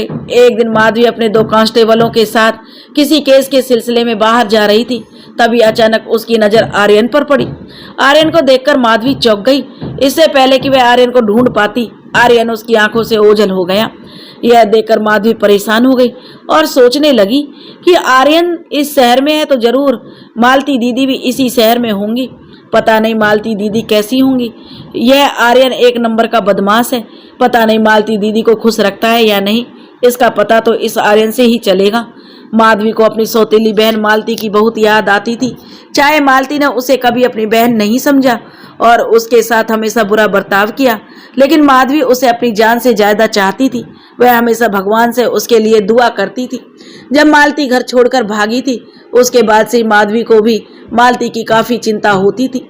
वह भगवान से प्रार्थना करती थी, हे प्रभु, जहाँ भी मेरी बहन हो, सुखी हो, खुश हो। वह अपनी बहन से मिलने के लिए बहुत तड़पती थी। और आज जब माधवी ने आर्यन को इस शहर में देखा तो उसके अंदर एक उम्मीद की किरण जली। वह सोचने लगी, अगर आर्यन इस शहर में है तो मैं उसे ढूंढ निकालूंगी, शायद उसके जरिए वह अपनी बहन से मिल सके। अब माधवी ने आर्यन की खोज शुरू कर दी, लेकिन माधवी को आर्यन का कोई पता नहीं चला। वह परेशान हो गई। अचानक उसके दिमाग में एक आइडिया आया और वह वहां से सीधे ही अपने उस कॉलेज पहुंच गई जहां उसने और उसकी बहन ने पढ़ाई की थी। वहां से उसने आर्यन का फोटो और उसका पता लिया। आर्यन का पता लेकर सीधे ही आर्यन के घर गई। दरवाजा खटखटाने के बाद दरवाजा एक औरत ने खोला। माधवी उस औरत को देखकर समझ गई, शायद यह आर्यन की माँ है। तब उस औरत ने पुलिस को आए देखकर पूछा, जी आप? उसकी आवाज सुनकर कौन कौन कहते हुए आर्यन के पापा भी वहां आ गए। पुलिस को देखकर वो लोग घबरा गए। तब माधवी ने कहा कि घबराने की बात नहीं है, हमें आर्यन के बारे में कुछ पूछताछ करनी है। क्या आर्यन घर पर है? यह सुनकर आर्यन के पापा बोले, नहीं, आर्यन तो नहीं है यहाँ पर। तब माधवी बोली, क्या हम अंदर आकर कुछ देर बात कर सकते हैं? यह सुनकर आर्यन के पापा बोले, हाँ हाँ, क्यों नहीं, आइए, अंदर आइए। आर्यन के पापा माधवी और उसके साथ 2 पुलिसकर्मियों थे जो उन्हें अंदर ले गए और जाकर बैठक में बिठाया। आर्यन की माँ कुछ ही देर में उनके लिए पानी ले आई। तब माधवी ने कहा, मेरा नाम माधवी है। यह कहकर उसने अपना पूरा परिचय भी दिया और यह भी बताया कि मालती उसकी बहन है और आर्यन के साथ मालती शादी वाले दिन भाग गई थी। माधवी के मुंह से यह सब सुनकर आर्यन के माता पिता काफी हैरान हो गए। उन्हें यकीन नहीं हो रहा था कि उनका बेटा किसी लड़की को लेकर भाग गया है। तब आर्यन की माँ बोली, नहीं नहीं मैडम जी, आपको जरूर कोई गलतफहमी हुई है, मेरा आर्यन ऐसा नहीं कर सकता। तब माधवी बोली, देखिए, मैं आपका दर्द समझती हूँ, लेकिन मैं जो कह रही हूँ सच है। इसका पता नहीं चलेगा तब तक जब तक आर्यन नहीं मिलेगा। तब आर्यन के पापा कहते हैं, लेकिन हमें तो आर्यन के बारे में कुछ पता नहीं है। वह तो महीने में मुश्किल से 1-2 दिन के लिए आता है और जब भी कुछ पूछते हैं तो कुछ ना कुछ बहाना बनाकर टाल जाता है। हमें नहीं पता कि वह कहाँ है। हमसे तो वह हमेशा ही दूसरे शहर में पढ़ाई कर रहा है, बोलता रहता है, लेकिन जिस जगह का पता हमें उसने दिया था उस जगह के बारे में हमने अभी कुछ दिन पहले मालूम किया तो पता चला वहाँ तो आर्यन रहता ही नहीं है। हमें तो खुद आर्यन की चिंता है। अगर आपकी बहन उसके साथ है तो फिर आर्यन ने हमें इस बारे में कुछ क्यों नहीं बताया? अगर आर्यन हमें बता देता तो वह आपकी बहन से विवाह करना चाहता है तो हम उसकी खुशी के लिए आपकी बहन से उसका विवाह करा देते। उसके माता पिता दुखी होते हुए जो माधवी से कहने लगे। तब माधवी बोली, देखिए, हमको आपकी मदद की जरूरत है। यह सुनकर आर्यन की माँ बोली, जी मैडम, कैसी मदद? तब माधवी बोली, देखिए, अब जब आर्यन घर आए तो आप हमें कॉल कर देना, क्योंकि आर्यन से पूछताछ में ही सच्चाई सामने आ सकती है। यह कहकर माधवी उठकर खड़ी हुई और बोली, अब हमें चलना चाहिए। वे लोग वहां से आ गए, लेकिन घर से बाहर निकलते ही माधवी सोचने लगी, कहीं आर्यन को बचाने के चक्कर में उसके माता पिता ने अगर उन्हें खबर नहीं दी तो यह सोचकर माधवी ने अपने तरीके से, जिससे कि किसी को पता ना चले, आसपास के लोगों को भी यह बात कह दी कि जब भी आर्यन घर आए तो वे लोग सूचना दे दें। यह कहकर माधवी वापस थाने लौट आई। इस घटना को मुश्किल से 12 दिन बीते होंगे। अचानक एक दिन उसके पास कॉल आया। कॉल उठाते ही किसी ने बताया कि वह आर्यन के पड़ोस में रहता है। आर्यन कल शाम से ही घर आया है और इस वक्त वह अपने घर ही है।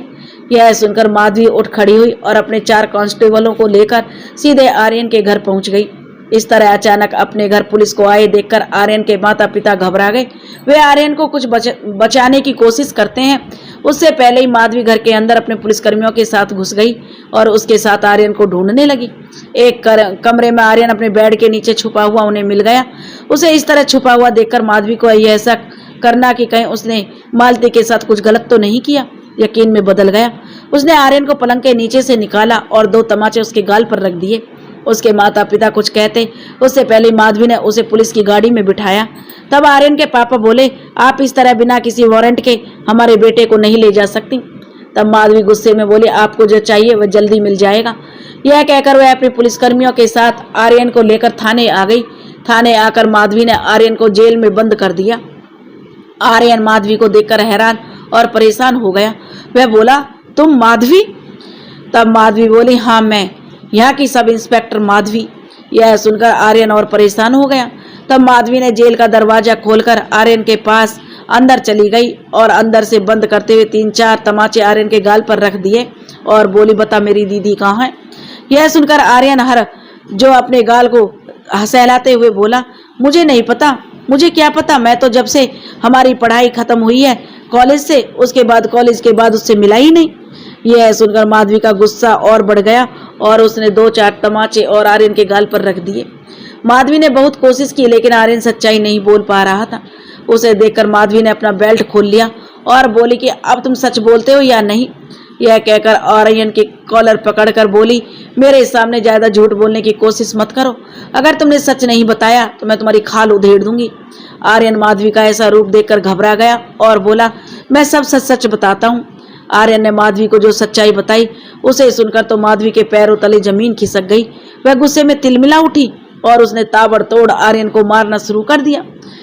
बात तो यह तो वह जानती थी कि आर्यन एक नंबर का बदमाश किस्म का आदमी है, लेकिन वह कभी भी सपने में नहीं सोच सकती थी आर्यन ने उसकी दीदी के साथ इतना बुरा किया होगा, इसलिए उसका खून खोल उठा। वह जानवरों की तरह आर्यन को पीटने लगी, फिर उसे घसीटते हुए पुलिस की गाड़ी में बिठाया और साथ में अपने 5 कांस्टेबल लिए और आर्यन के बताए पते पर आर्यन के साथ लेकर चल दी। गाड़ी शहर के दूसरे इलाके की कॉलोनी, जिसमें सब फुलवारी नाम से जानते थे, जाकर रुकी।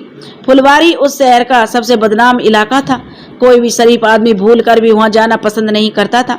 माधवी अपने कांस्टेबलों के साथ उतरी, आर्यन को भी जानवरों की तरह घसीटते हुए नीचे उतारा और एक थप्पड़ आर्यन के गाल को लगाती हुई बोली, अब चल। मामला यह था कि आर्यन ने मालती को फुलवारी के एक कोठे पर बेच दिया था। आर्यन माधवी और अन्य पुलिस वालों के डर की वजह से आगे आगे चलने लगा। उसे 2 पुलिसकर्मियों ने पकड़ रखा था। माधवी और बाकी के कांस्टेबल उसके साथ चलने लगे। आर्यन ने एक संकरी सी गली में प्रवेश किया, उसके साथ ही अन्य लोगों ने भी प्रवेश किया। फिर गली में थोड़ी दूर जाने पर एक सीढ़ी ऊपर चढ़ने लगा, उसके पीछे पीछे बाकी के लोग भी सीढ़ी चढ़ने लगे। सीढ़ियों के ऊपर चढ़ने पर एक लंबा सा बरामदा था। उस बरामदे में कई कमरे बने हुए थे। उस बरामदे में अनगिनत लड़कियां थीं जो लड़कों के साथ आ जा रही थीं, तो कहीं राह चलते मुसाफिरों को इशारे करके भी बुला रही थीं। पुलिस को देखकर सब शांत हो गए। वे लड़कियां डरी सहमी से एक तरफ खड़ी हो गईं। वहां काफी भीड़ थी, पैर रखने तक की जगह बड़ी मुश्किल से मिल रही थी। तब आर्यन ने एक कमरे में प्रवेश किया। वहां पर एक काला सा मोटा सा आदमी खड़ा था, जिसके मुंह पर चेचक के निशान थे और सिर पर गंजापन था। आर्यन को देखकर वह आदमी खड़ा हो गया, क्योंकि वही कोठे का मालिक था। आर्यन ने माधुरी से कहा कि यह दिल्लू दादा है, यहाँ के मालिक। यह सुनकर माधवी ने कहा कि मालती कहाँ है? यह सुनकर दिल्लू दादा गुस्से में बोला, कैसी मालती? मैं किसी मालती को नहीं जानता। अब आर्यन घबराते हुए बोला, अरे दिल्लू दादा, मैं 1-1.5 साल पहले एक मालती नाम की लड़की को तुम्हारे यहाँ बेचकर सौदा करके गया था 4 लाख में, वही मालती। यह सुनकर दिल्लू दादा अनजान बनते हुए बोला, अरे यहाँ तो कोई मालती नहीं है और ना ही मैं इसे जानता हूँ, और वैसे भी यहाँ बहुत सारी लड़कियाँ, मुझे क्या पता आप किसी तरह की मालती की बात कर रहे हैं। कौन मालती? मेरे यहाँ इस नाम की कोई लड़की नहीं है। यह सुनना था कि माधवी ने दिल्लू दादा के गाल पर तमाचा जड़ दिया। यह देखकर दिल्लू दादा बोला कि आपने जो मेरे साथ कर रही है ना, अच्छा नहीं किया। मेरी ऊपर तक पहुँचे, मैं चाहूँ तो आपकी वर्दी उतरवा सकता हूँ। यह सुनना था कि माधवी ने 2 तमाचे और उसके गाल पर जड़ दिए और बोली, तुम्हें जो करना है कर लो, लेकिन तुम जिंदा बचोगे तब ना। बोलकर माधवी ने अपनी गन दिल्लू दादा की कनपटी पर लगा दी। यह सुनकर दिल्लू दादा घबरा गया और माधवी के सामने डरते हुए बोला, अभी बताता हूँ, अभी बताता हूँ। यह कहकर उसने एक लड़की को आवाज लगाई कि चमेली इधर आ। यह सुनकर एक लड़की अंदर आई। तब दिल्लू दादा ने कहा कि वह फूलकली किधर है। यह सुनकर उस लड़की ने दिल्लू दादा को उसका पता बताया और पता बताने के बाद लड़की चली गई। तब दिल्लू दादा ने माधवी और सब लोगों को लेकर अपने कमरे से बाहर आया, फिर बरामदे में चलने लगा, फिर नीचे की तरफ जाती हुई सीढ़ियों पर उतरने लगा। सभी लोग उसके पीछे पीछे उतरने लगे। फिर दिल्लू दादा नीचे बने हुए कमरों में वहां आ गया, जो किसी तहखाने से कम नहीं थे। वहां पर लाइट की मदद से थोड़ा बहुत उजाला था। वहां जाते ही माधवी को घुटन सी महसूस होने लगी। उस माहौल में माधवी को सांस लेना भी दुर्लभ हो रहा था। वहां पर छोटे छोटे कमरे थे, यहाँ पर भी भीड़ थी। दिल्लू दादा ने जाकर एक कमरे का दरवाजे को खटखटाया। कोई नहीं निकला तो दिल्लू दादा ने फिर से उस दरवाजे को खटखटाया तो कमरे का दरवाजा खुला और उसमें से एक आदमी बाहर निकला और बोला, क्या दिल्लू दादा? तब दिल्लू दादा ने उसे इशारे में जाने के लिए कहा और पुलिस को देखकर वह आदमी डर गया और वहां से भाग छूटा। तभी एक लड़की बाहर आई। पुलिस को देखकर पहले तो वह हड़बड़ा गई, फिर माधवी को देखकर उसकी आंखों में आंसू निकलने लगे। माधवी ने भी पहचान लिया, कोई और नहीं, उसकी दीदी मालती है। मालती की ऐसी हालत देखकर माधवी की आंखों में भी आंसू आ गए। उसे वह मालती याद आ गई जो काफी नटखट, चुलबुली और देखने में किसी अप्सरा से कम नहीं थी। अब जो मालती उसके सामने खड़ी थी वह डरी, सहमी, दुबली पतली सी मालती थी। ऐसे लग रहा था जैसे वह कोई हड्डियों का ढांचा हो। मालती को देखकर माधवी ने भागकर उसे अपने गले लगा लिया। यह देखकर मालती फूट फूट कर रोने लगी। माधवी भी अपनी बहन से लिपटकर फूट फूट कर रोने लगी। फिर माधवी ने मालती को प्यार से चुप कराया और उसके आंसू पहुंचे और बोली, मैं आ गई हूं ना दीदी। यह सुनकर मालती रोते हुए माधवी का हाथ अपने हाथों में लेकर कहने लगी, मेरी बहन, मुझे यहाँ से ले चलो, मुझे यहाँ बहुत घुटन महसूस होती है। तुम नहीं जानती हो मैं कैसे यहाँ तिल तिल मरती हूँ। ये लोग मेरे साथ कैसा सलूक करते हैं। यह कहकर मालती रोने लग गई। फिर मालती ने आर्यन की तरफ देखा तो गुस्से में जाकर आर्यन के साथ मारपीट करने लगी और कहने लगी, माधवी, यह कमीना मुझे बहला फुसलाकर यहाँ बेच गया था, आज मैं इसे जान से मार डालूंगी। तब माधवी ने मालती को संभाला और बोली, इसे इसके किए की सजा जरूर मिलेगी, कानून इसके लिए कड़ी से कड़ी सजा देगा। तब दो कांस्टेबलों ने आर्यन को पकड़ा। तब माधवी मालती से बोली, चलो दीदी। तब दिल्लू दादा बोला, ऐसे कैसे जा सकती हो तुम? मैं जानता हूँ तुम पुलिस वाली हो, लेकिन इसका मतलब यह तो नहीं कि तुम कुछ भी कर सकती हो। तुम्हें यह अच्छे से पता है फुलवारी का हर कोटा सरकार द्वारा पंजीकृत है। अगर तुमने मेरी मर्जी के खिलाफ जबरदस्ती इसे यहाँ से ले जाना चाहा तो मैं तुम पर ही केस लगा दूंगा। यह सुनकर माधवी को गुस्सा आया और वह कुछ कहती उससे पहले दिल्लू दादा बोला, अगर तुम ले जाना चाहती हो ना तो जितने रुपए मैंने इसके बदले दिए थे उन्हें वापस करो। यह सुनकर माधवी का गुस्सा और बढ़ गया, लेकिन वह उनके बीच उलझना नहीं चाहती थी, इसलिए उसने आर्यन के गाल पर एक थप्पड़ जड़ दिया और उससे कहा कि कितने रुपए तुमने लिए वापस करो, वरना जिंदगी भर जेल में चक्की पीसोगे। यह सुनकर आर्यन जो उसकी ओर बढ़ते हुए बोला, रुपए तो मैंने खर्च कर दिए। तब माधवी गुस्से में बोली, कहीं से भी लेकर आओ। कुछ देर सोचने के बाद आर्यन ने अपने एक दोस्त को फोन किया और रोते हुए बोला, प्लीज यार, 4 लाख की सख्त जरूरत है, आप डाल दीजिए। लेकिन उसके दोस्त ने 1 रुपया देने से भी मना कर दिया। तब आर्यन ने थकार कर अपने पापा के पास फोन किया और उन्हें सारी बात बताई। यह सुनकर उसके पापा ने कहा, मैं रुपयों का इंतजाम करता हूँ। आर्यन के माता पिता को विश्वास नहीं हो रहा था उनका बेटा इतनी घटिया और घिनौनी हरकत कर सकता है, लेकिन आर्यन उनका इकलौता बेटा था, इसलिए वह सब कुछ जानते हुए भी आर्यन पर किसी तरह की आंच नहीं आना देना चाहते थे। इसलिए आर्यन के पापा ने शहर में रहने वाले एक करीबी दोस्त से बात की और उसके किसी आदमी को 4 लाख लेकर थाने जाने के लिए कहा। उसके उस करीबी दोस्त ने अपने एक नौकर को 4 लाख रुपए देकर थाने लेकर भेजा। तब माधवी के कहने पर आर्यन ने अपने पापा को पुलिस थाने बुला लिया। माधवी, दिल्लू दादा, आर्यन और बाकी के पुलिसकर्मियों के साथ मालती के साथ जो थाने वापस आ गया। मालती रोए जा रही थी। माधवी ने उसे हिम्मत देना चाही और माधवी ने उसे पानी पिलाया और अपने पास बिठाया।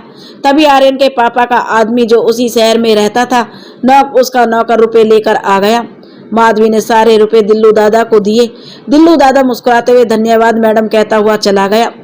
माधवी ने आर्यन के गाल पर लगातार 3-4 तमाचे जड़ दिए और बोली, मैं तुम्हें कड़ी से कड़ी सजा दिलवा कर रहूंगी कि दुनिया की कोई भी ताकत तुम्हें नहीं बचा सकती आर्यन, मेरा वादा है तुमसे। यह कहकर वह उसे जेल में बंद कर देती है और मालती से बोली, तुम इस आर्यन को हमसे बिना किसी शिकायत के ज्यादा देर तक जेल में बंद नहीं कर सकते, इसलिए तुम्हें इसके खिलाफ शिकायत दर्ज करवानी होगी दीदी। यह सुनकर मालती ने गुस्से में आर्यन की तरफ देखा और बोली, माधवी लिखो। तब एक पुलिसकर्मी पेन और कागज लेकर आया और मालती ने शिकायत लिखने के लिए वहां पर बैठ गया, लेकिन माधवी बोली कि तुम जाओ यहाँ से, मालती की शिकायत मैं लिखूंगी। यह कहकर उसने पेन कागज अपने हाथ में लिया और मालती से बोली, जल्दी बताओ कि जब तुम घर से भागी थी उसके बाद से आज तक तुम्हारे साथ साथ क्या हुआ। उसके बाद मालती ने जो बताया वह किसी की भी रूह कपा देने वाला था। मालती ने माधवी को अपने साथ घटी घटना के बारे में जो बताया वो इस प्रकार था कि मालती जब अपनी शादी वाले दिन आर्यन के साथ घर से भाग गई थी तो आर्यन उसे इस शहर में लेकर आया था। मालती अपने साथ अपने कीमती जेवर और लाखों रुपए साथ लेकर आई थी। कुछ दिन आर्यन ने उसे अपने साथ होटल में रखा और उसी तरह लगभग 15 दिन निकल गए। मालती हमेशा आर्यन से कहती कि हम किसी कोर्ट में जाकर या फिर किसी मंदिर में शादी कर लेते हैं, लेकिन हर बार आर्यन कोई ना कोई बात बनाकर टाल देता था। इसी तरह दिन गुजरने लगे। अब लगभग 25 दिन बीत गए थे। आर्यन अब मालती से कटा कटा रहने लगा था। मालती के कुछ समझ में नहीं आ रहा था। जब वह आर्यन से शादी करने के लिए कहती तो आर्यन कोई ना कोई बहाना बनाकर वहां से चला जाता। फिर एक दिन आर्यन मालती से बोला, अगर हम इसी तरह होटल में रहे तो हमारे साथ जो रुपया पैसा है सारा खर्च हो जाएगा, इसलिए हम ऐसा करते हैं, कहीं पर सस्ता सा घर किराए पर ले लेते हैं। जो यह रुपए हैं उनमें से कोई काम शुरू कर दूंगा मैं, और घर किराए पर लेने के बाद हम कोर्ट में शादी कर लेंगे। उसके बाद कोई हमारा कुछ नहीं कर पाएगा। मालती आर्यन की बातों में आ गई। आर्यन उसे लेकर फुलवाड़ी गया। मालती उस कॉलोनी के बारे में कुछ नहीं जानती थी, क्योंकि उसे तो वह उस शहर में पहली बार आर्यन के साथ आई थी, इसलिए उस बदनाम गली के लिए मालती को कुछ पता नहीं था। लेकिन फिर भी मालती को सब कुछ अजीब लग रहा था।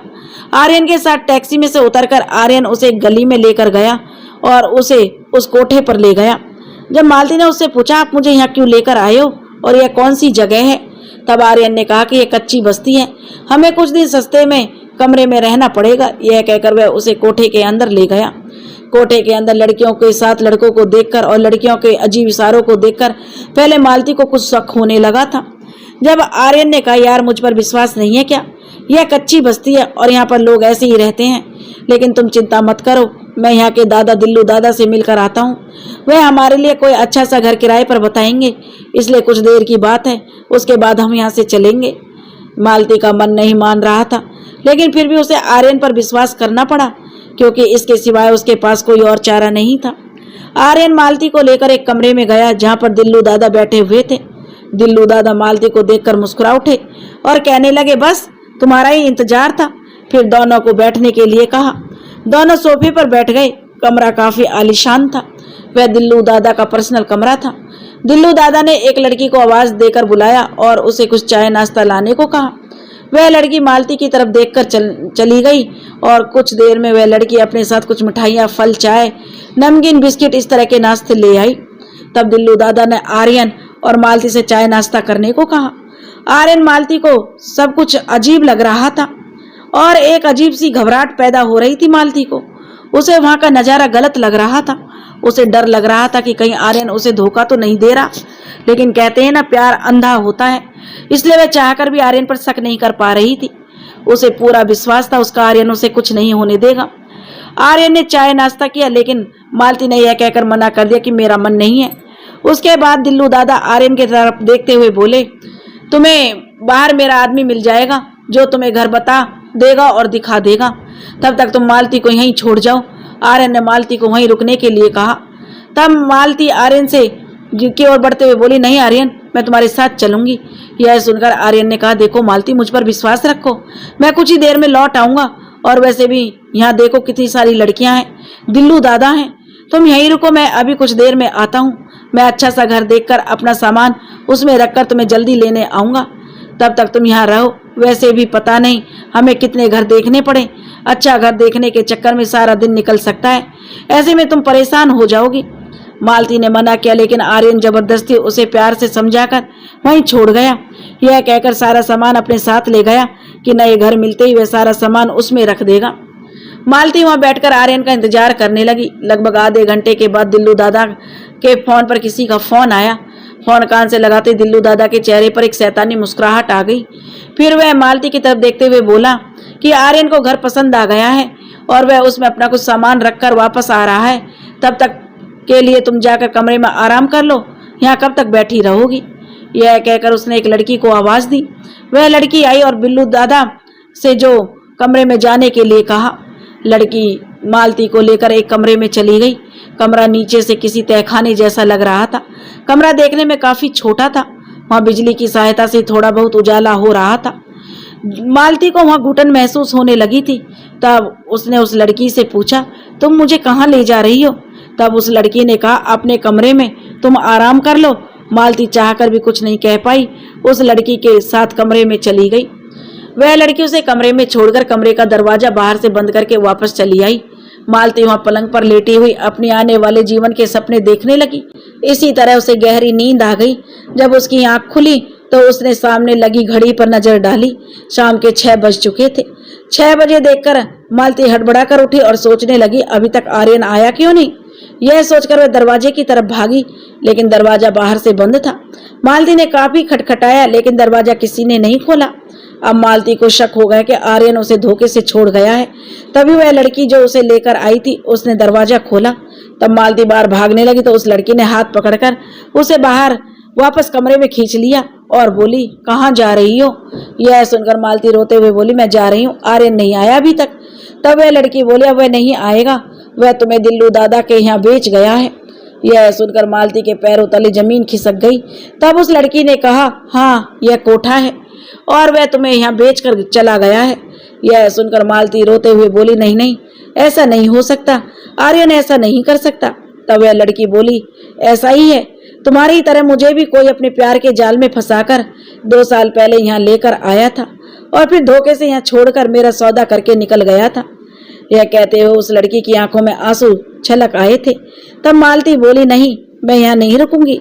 तब वह लड़की बोली, क्या करोगी तुम, यहाँ से बाहर नहीं निकल पाओगी। अगर तुमने निकलने की कोशिश की तो दिल्लू दादा तुम्हारी ऐसी हालत करेगा तुम सोच भी नहीं सकती हो।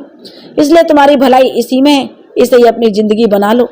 यह सुनकर मालती हर कदम को बढ़ाते हुए बोली, नहीं नहीं, मैं नहीं रहूंगी यहाँ, हरगिज नहीं रहूंगी। कहकर वह दरवाजे से बाहर निकल गई।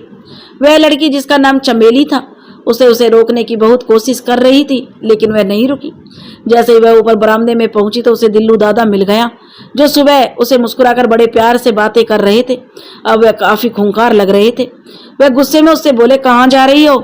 यह सुनकर मालती बोली, मैं वापस अपने घर जा रही हूँ, मुझे नहीं रहना यहाँ पर। यह सुनकर दिल्लू दादा गुस्से में बोले, चुपचाप नीचे चली जाओ, अब यही तुम्हारा घर है, समझी तुम, और यहाँ पर जो सब लड़कियां करते वही तुम्हें करना होगा। यह सुनकर मालती बोली, नहीं, मैं ऐसा नहीं करूंगी।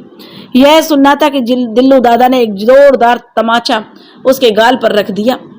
मालती के होठ पर खून निकल आया था। तब मालती रोते हुए बोली, चाहे आप जो कर ले, लेकिन मैं यहाँ नहीं रहूंगी।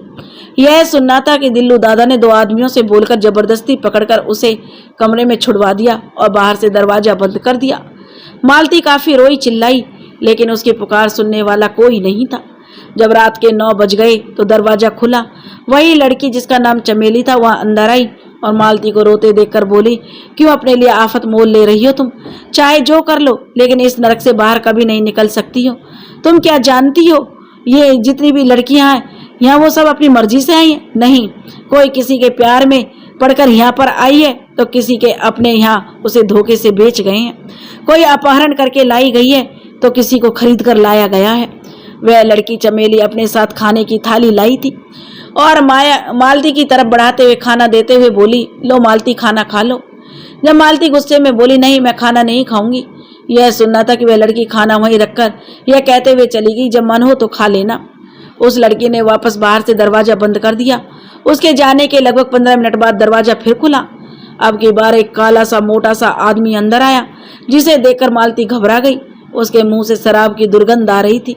यह देखकर मालती बोली, कौन हो तुम, यहाँ क्यों आए हो, जाओ यहाँ से। तब वह आदमी शैतानी हंसी हंसते हुए बोला, अरे जाने मन, इतना गुस्सा अच्छा नहीं लगता। आपके चेहरे पर मैं तुम्हारा आज का पति हूँ। यह सुनना था कि मालती वहां से भागने लगी तो उस आदमी ने उसे अपने हाथ से पकड़कर उसे वापस खींच लिया और बोला, अगर ज्यादा नाटक करने की कोशिश की, यहाँ से भागने की भी कोशिश की, तो तुम सोच नहीं सकती तुम्हारे साथ क्या होगा। पूरे 5000 दिए आज रात के मैंने तुम्हारे लिए। यह सुनना था कि मालती की आंखों से आंसू निकलने लगे। वह वहां से भाग जाना चाहती थी, लेकिन कैसे उसे कुछ समझ में नहीं आया। तभी अचानक उसे ध्यान आया और उसने पास में रखा हुआ एक कांच का गमला उस आदमी के सिर पर दे मारा। उस आदमी के सिर से खून निकलने लगा। वह चिल्लाने लगा। मालती दरवाजा खोलकर भागने लगी। तभी दिल्लू दादा वहां आ गए। उस आदमी की ऐसी हालत देखकर वह आग बबूला हो गए। उसने अपने आदमियों को इशारा किया। वे लोग उस आदमी को लेकर वहां से चले गए। वह आदमी गाली देता हुआ जा रहा था। तब दिल्लू दादा ने मालती के बाल पकड़े और उसे बालों से खींचता हुआ वापस कमरे में ले आया और अपने एक आदमी को आवाज लगाई। कुछ ही देर में वह आदमी एक आग में तपता हुआ लोहे का सरिया ले आया, जिसे देखकर मालती काफी घबरा गई। दिल्लू दादा ने मालती को पकड़कर उसके दोनों पैरों में गर्म सरियां लगा दिया। मालती चिल्लाई, लेकिन कोई भी उसकी आवाज़ सुनने वाला नहीं था, क्योंकि वह जितनी भी वहाँ लड़कियाँ थीं उन सब के साथ भी तो यही सब किया गया था। कुछ देर बाद दिल्लू दादा ने सरियां हटाया और वापस उसे आग में गर्म करके फिर वापस उसके पैर में एक बार और लगा दिया। मालती को असहनीय पीड़ा हो रही थी। वह पागलों की तरह अपने आप को छुड़ाने की मिन्नतें कर रही थी, जोर से चीख चिल्ला रही थी, कह रही थी, तुम लोग बोलोगे जैसा मैं वैसा करूंगी, लेकिन मुझे छोड़ दो। तब दिल्लू दादा गुस्से में बोले, अब कहीं नहीं जाएगी साली, अकल ठिकाने आ गई, ज्यादा नाटक करती है ना। यह कहकर फिर उसने मालती के बाल पकड़े और बोले, अभी तो पैर के तलवों को जलाया है, अगर यहाँ से भागने की कोशिश की तो तुम्हारा पूरा चेहरा और पूरा शरीर आग में झोंक दूंगा, समझी तुम। कहकर उसने मालती को गुस्से में एक तरफ पटकते हुए चला गया। मालती अपने जख्मों को देखकर रोती रही, बहुत पीड़ा हो रही थी। तभी चमेली आई और मालती को देखकर उसे भी बहुत दुख हो रहा था। वह मालती से बोली, मैंने तो कहा था ना तुमसे, लेकिन तुम समझती नहीं हो। यह कहकर चमेली ने अलमारी में से एक ट्यूब निकाली और मालती के जख्मों पर लगाने लगी और कहने लगी, इसे तुम्हें आराम मिलेगा, इसे लगाने से जलन भी थोड़ी शांत होगी। आज के बाद यहाँ से भागने की कोशिश मत करना, वरना यह दिल्लू दादा तुम्हें जान से खत्म कर देगा। मैंने भी तुम्हारी तरह पहले ही दिन यहाँ से भागने की कोशिश की थी, मेरी भी इस तरह की हालत की। वह कहकर उसने अपने तलवों को दिखाए जो पूरी तरह जले हुए थे। फिर चमेली बोली, मेरा नाम सुमित्रा था, यहाँ आकर मेरा नाम चमेली हो गया। अब मैंने यहाँ की जिंदगी को अपना लिया है, किसी से अब कोई शिकायत नहीं करती, शायद यही मेरे नसीब में था। यह कहते हुए उसकी आंखों में आंसू निकल आए और ट्यूब लगाने से जो मालती को थोड़ा तो आराम हुआ, लेकिन अब भी उसके जख्मों में बहुत तेज दर्द था। वह सारी रात सो नहीं पाई थी। उसके बाद मालती ने वहां से भागने का विचार त्याग दिया और उसी नरक में घुट घुट कर जीने लगी। मालती से अब उसका नाम बदलकर फूलकली हो गया था। सुमित्रा ही अब उसकी उस नरक से में एकमात्र हमदर्द साथी थी। दोनों अपना दुख दर्द एक दूसरे से साझा किया करती थी। जब मालती रोज उसे नए भेड़ियों के सामने मालती को परोसा जाता, वहाँ ना उसे ठीक से खाना मिलता था, ना ठीक से रहना। कभी कभी तो 24 घंटे में मुश्किल से 2 घंटे के लिए ही सो पाती थी। नरक से भी बदतर थी उसकी जिंदगी, लेकिन उसके पास अब कोई रास्ता नहीं था। शायद यही उसकी जिंदगी थी और यही उसने अब सच मान लिया था कि उस नरक से वो कभी छुटकारा नहीं मिलेगा। अपने आप बीती सुनाने के बाद मालती फूट फूट कर रोने लगी थी। माधवी की आंखों में भी आंसू छलक आए थे। वह मालती के दर्द को अच्छी तरह महसूस कर रही थी। उसने मालती को अपने गले से लगाया और हिम्मत बंधाई, उसे भरोसा दिलाया कि वह उसके गुनहगारों को सजा जरूर दिलवाएगी। मालती के बताए अनुसार उसने आर्यन के खिलाफ शिकायत दर्ज की और तहकीकात शुरू कर दी। मालती जो माधवी के साथ उसके ससुराल उसके घर आ गई। सभी मालती के बारे में जानकर बहुत दुखी हुए। मालती से मिलकर सब लोगों की खुशी भी हुई, सब बड़े प्यार से उससे मिले। माधवी ने यह खबर अपने सौतेले माँ पापा को दी, वे लोग भी आ गए थे। भगवती ने भागकर अपनी बेटी को गले लगा लिया, वह अपनी बेटी का दर्द समझ रही थी। वहीं माधवी के पापा ने एक बार भी मालती की तरफ नहीं देखा, वह उसकी शक्ल भी देखना नहीं चाहते थे। यहाँ तक कि उसने मना कर दिया कि अब वह मालती को कभी अपने साथ नहीं ले जाएंगे और न ही उसकी सूरत देखेंगे। उनकी वजह से उन्हें काफ़ी कुछ सुनना और सहना पड़ा है। वे नहीं चाहते थे कि मालती अब उनके साथ रहे, जिसकी वजह से लोग अब उनका जीना दुश्वार कर दें।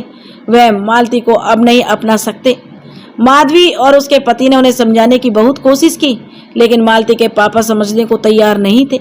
वहीं मालती की मम्मी को भी यह बात सही लगी थी कि अगर मालती उनके साथ रहेगी तो लोगों को पता चलेगा कि आज तक मालती कहाँ थी, तो वे लोग उन पर कितना कीचड़ उछालेंगे। यह भी अच्छी तरह वो जानती थी, इसलिए उसने भी मालती को ना ले जाने में अपनी मजबूरी जताई। मालती आज अपने आप में बहुत शर्मिंदगी महसूस कर रही थी और फूट फूट कर रो रही थी। आज उसकी एक गलती की वजह से उसके सभी माँ बाप भी उसे अपना नहीं रहे जो उसके अपने सगे हैं। आज उसकी गलती की वजह से समाज के सब लोग उस पर कीचड़ उछाल रहे हैं, उसके जीवन को धिक्कार रहे हैं। वह फूट फूट कर रोने लगी। यह सोचने लगी, इससे तो मर जाना ही अच्छा है। लेकिन माधवी ने उसे हिम्मत बंधाई और कहा कि बहन, मर जाने से जिंदगी की परेशानियां खत्म नहीं हो जाती। अगर हम डटकर मुकाबला करेंगे तो परेशानियों का हल निकल आता है। मालती माधवी से हाथ जोड़कर रोते हुए अपने किए पर माफी मांगने लगी। उसने उसके साथ कितना कुछ गलत किया था। अगर समय रहते हुए उसकी बात मान ली होती तो आज उसे यह दिन नहीं देखना पड़ता। तब माधवी उससे कहती थी, मैंने तो मेरी बहन तुझे कब का माफ कर दिया, मैं तो हमेशा से ही तेरा भला चाहती थी। यह सुनते ही मालती ने माधवी को गले लगा लिया। मालती अब माधवी के साथ अपने ससुराल में रहने लगी। धीरे धीरे सबसे अच्छी तरह घुल मिल गई। वहीं माधवी दिन रात मालती को इंसाफ दिलाना चाहती थी। माधवी ने अपने पुलिस विभाग के हेडक्वार्टर को रिपोर्ट भेजी और निवेदन किया कि फुलवारी में जितनी भी लड़कियों से जबरदस्ती देह व्यापार करवाया जाता है उन्हें मुक्त कराया जाए। माधवी की रिपोर्ट के अनुसार आगे वाले पुलिस कमिश्नर ने फुलवारी के सभी कोठों की बारीकी से तहकीकात करने का आदेश दिया। फुलवारी की सभी लड़कियों को आजाद करवाया गया, लेकिन कुछ लड़कियां तो इसलिए चाहते हुए भी अपने घर नहीं गईं। वे अपने घर वालों की बदनामी कराकर किसी आवारा लड़के के साथ घर से भाग गई थी। अब अपने घर वालों से कैसे नजरें मिला पाएंगी और अब उनके घर वालों भी उनकी वजह से कितना कुछ उन्हें सहना सुनना पड़ेगा, इसलिए उन्होंने कोठे पर रहना ही सही समझा। वहीं कुछ लड़कियों ने अपने को जो अपनों ने ही बेच दिया था। अब उनके कोठे के सिवाय और कहीं ठिकाना नहीं था। कम से कम कोठे पर रहकर उन्हें रोजी रोटी तो मिल जाती थी। अगर वे बाहर जाएंगी तो फिर वे हवस के भेड़िए उनका पीछा नहीं छोड़ेंगे। उन्हें कहीं पर भी कोई नहीं अपना सकता, इसलिए उन्होंने वहीं पर रहना सही समझा। तो वह कई लड़कियां कोठे के दलालों और मालिकों से डरती थी। अगर वह इस कोठे को छोड़कर चली गई तो कोठे का मालिक बाद में उन्हें नहीं छोड़ेगा। वहीं कुछ लड़कियां जो अपने घर परिवार से जाकर मिली, उन्हें उनके परिवार वालों ने समाज की बदनामी के डर से नहीं अपनाया। मुश्किल से 1-2 लड़कियों को ही अपने घर वालों ने अपनाया था। माधवी की इस कोशिश का कोई खास नतीजा निकलकर सामने नहीं आया, लेकिन माधवी की मालती को इंसाफ दिलाने की कोशिश रंग लाई और आर्यन को 10 साल की सजा सुनाई गई। आर्यन के माता पिता ने पानी की तरह पैसा बहाकर आर्यन को बचाने की पूरी कोशिश की, लेकिन उसे सजा दिलाने से नहीं बचा पाए थे। वहीं कोठे के मालिक दिल्लू दादा के अमानवीय व्यवहार के लिए और लड़कियों से जबरदस्ती देह व्यापार में धकेलने के लिए उसे 2 साल की सजा सुनाई गई। दिल्लू दादा जेल जाते समय माधवी को गुस्से से घूर रहे थे और माधवी की तरफ देखते हुए बोले, इसका बदला तो मैं लेकर रहूंगा, तुम्हें मैं कहीं का नहीं छोड़ूंगा। यह कहकर वो जेल चले गए। मालती को इंसाफ तो मिल चुका था, लेकिन उसकी आत्मा पर जो जख्म लगे थे उनको भरने में अभी समय बाकी था। वह दिन रात अपने अतीत को याद करके रोती रहती थी। वही माधवी और उसका परिवार उसका साथ दे रहे थे। वे लोग उसे हिम्मत बंधा रहे थे। धीरे धीरे मालती भी अब माधवी के परिवार के साथ अच्छे से घुल मिल गई थी। लेकिन शाम तो रोज सुबह स्कूल चले जाते, माधवी थाने और बच्चे स्कूल चले जाते। मालती और माधवी की सासू माई घर पर रह जाती थी। मालती का घर पर मन नहीं लगता था, वह कुछ करना चाहती थी। एक दिन उसने इस बारे में माधवी से बात की तो माधवी बोली, अरे मालती दीदी, तुम्हें काम करने की क्या जरूरत है। तब मालती बोली, मैं जानती हूँ, लेकिन मैं खुद भी अपने पैरों पर खड़ा होना चाहती हूँ, कुछ करना चाहती हूँ। तब माधवी कुछ कहती तो मालती बोली, प्लीज माधवी, मेरे लिए कोई काम ढूंढो जिससे मेरा मन लगा रहे, मुझे यह महसूस ना हो कि मैं आप सब पर एक बोझ हूँ। मालती के बार बार कहने पर माधवी मना नहीं कर सकी और माधवी ने इस बारे में श्याम से बात की। तब श्याम ने बताया कि उसके स्कूल में एक टीचर की कमी है और सभी स्कूल का स्टाफ बच्चों के हित के लिए एक गेस्ट टीचर लगवाना चाहते हैं। अगर मालती चाहे तो वहां पर जॉब कर सकती है। यह सुनकर माधवी बहुत खुश हुई। उसने यह खबर मालती को सुनाई। मालती भी सुनकर बहुत खुश हुई। दूसरे दिन शाम के साथ जाकर मालती ने स्कूल में इंटरव्यू दे दिया। उसका सिलेक्शन हो गया और वहां पर वह गेस्ट टीचर के रूप में कार्य करने लगी। वह रोज शाम के साथ उसकी मोटरसाइकिल पर बैठकर स्कूल जाती और शाम को शाम के साथ वापस आ जाती थी। धीरे धीरे दिन गुजरने लगे। सब कुछ अच्छा चल रहा था। अब मालती भी बहुत खुश रहने लगी थी। धीरे धीरे वह अपने अतीत के दर्द से बाहर आने लगी। धीरे धीरे मालती के रूप में भी निखार आने लगा। वह पहले की तरह सुंदर लगने लगी थी। यह सब देखकर मालती बहुत खुश होती और माधवी भी मालती को देखकर बहुत खुश थी। मालती भी सबसे अच्छे से घुल मिल गई थी। वह शाम से भी अब अच्छे से बातें करती थी। शाम भी मालती से अच्छे से बातें करता था। शाम अपनी बीवी माधवी से बहुत प्रेम करता था। वह उसे कभी किसी चीज की कमी महसूस नहीं होने देता था। एक दिन माधवी की तबीयत अचानक खराब हो गई और वह चक्कर खाकर गिर पड़ी। यह देखकर शाम बहुत घबरा गया और उसे डॉक्टर को दिखाया तो पता चला कि माधवी मां बनने वाली है। यह सुनकर सभी घर में बहुत खुश हो गए। शाम तो अब माधवी का पहले से भी ज्यादा ख्याल रखने लगा। वह माधवी को कुछ भी काम नहीं करने देता था। यहाँ तक कि उसने माधवी से कहा कि वह थाने से छुट्टी ले ले, लेकिन माधवी ने यह कहकर मना कर दिया कि अभी उसे ज्यादा परेशानी नहीं है। अनु अपने आने वाली बहन या भाई को लेकर बहुत खुश थी। वह अपने दादी पापा मम्मी सबसे कह दी कि जब उसका बहन या भाई आएगा तो वह उसके साथ बहुत खेलेगी। वह उसके लिए बहुत सारे खिलौने इकट्ठा करती। यह देखकर सभी लोग बहुत खुश होते थे। शाम के मना करने पर माधवी थाने चली जाती, लेकिन घर पर शाम उसे कोई काम नहीं करने देता था। यहाँ तक कि उसे खाना भी अपने हाथों से खिलाता था, उसे दवा भी अपने हाथों से देता था। अब मालती माधवी और शाम का प्यार देखकर मन ही मन दुखी होने लगी। यह सोचने लगी शाम माधवी से कितना प्रेम करता है, उसे कभी किसी चीज की कमी महसूस नहीं होने देता। यह देखकर शाम के साथ स्कूल जाने और आने से, शाम के साथ वह अच्छे व्यवहार करने से, उसके बोलने चालने रहने से, उसके आकर्षण के व्यक्तित्व को देखकर माया उसकी तरफ आकर्षित होने लगी। शाम की तरफ उसका आकर्षण बढ़ने लगा। वह मन ही मन शाम को चाहने लगी। अब वह ज्यादा से ज्यादा शाम के करीब रहना चाहती थी, उससे बातें करना चाहती थी, लेकिन शाम के मन में ऐसा किसी भी तरह का भाव नहीं था मालती के प्रति। वह मालती को ऐसी नजर से बिल्कुल नहीं देखता था। वह तो अपनी पत्नी माधवी से जी जान से प्यार करता था। अब मालती को अपने मन में माधवी से जलन होने लगी। वह यह भूल गई कि कैसे माधवी ने उसे नरक से निकालकर नई जिंदगी दी है। मालती अब माधवी से जलने लगी। वह सोचती, जहां माधवी देखने में साधारण रंग रूप की है, वहीं शाम देखने में किसी हीरो से कम नहीं है। चाहे शाम की उम्र 36 के आसपास हो,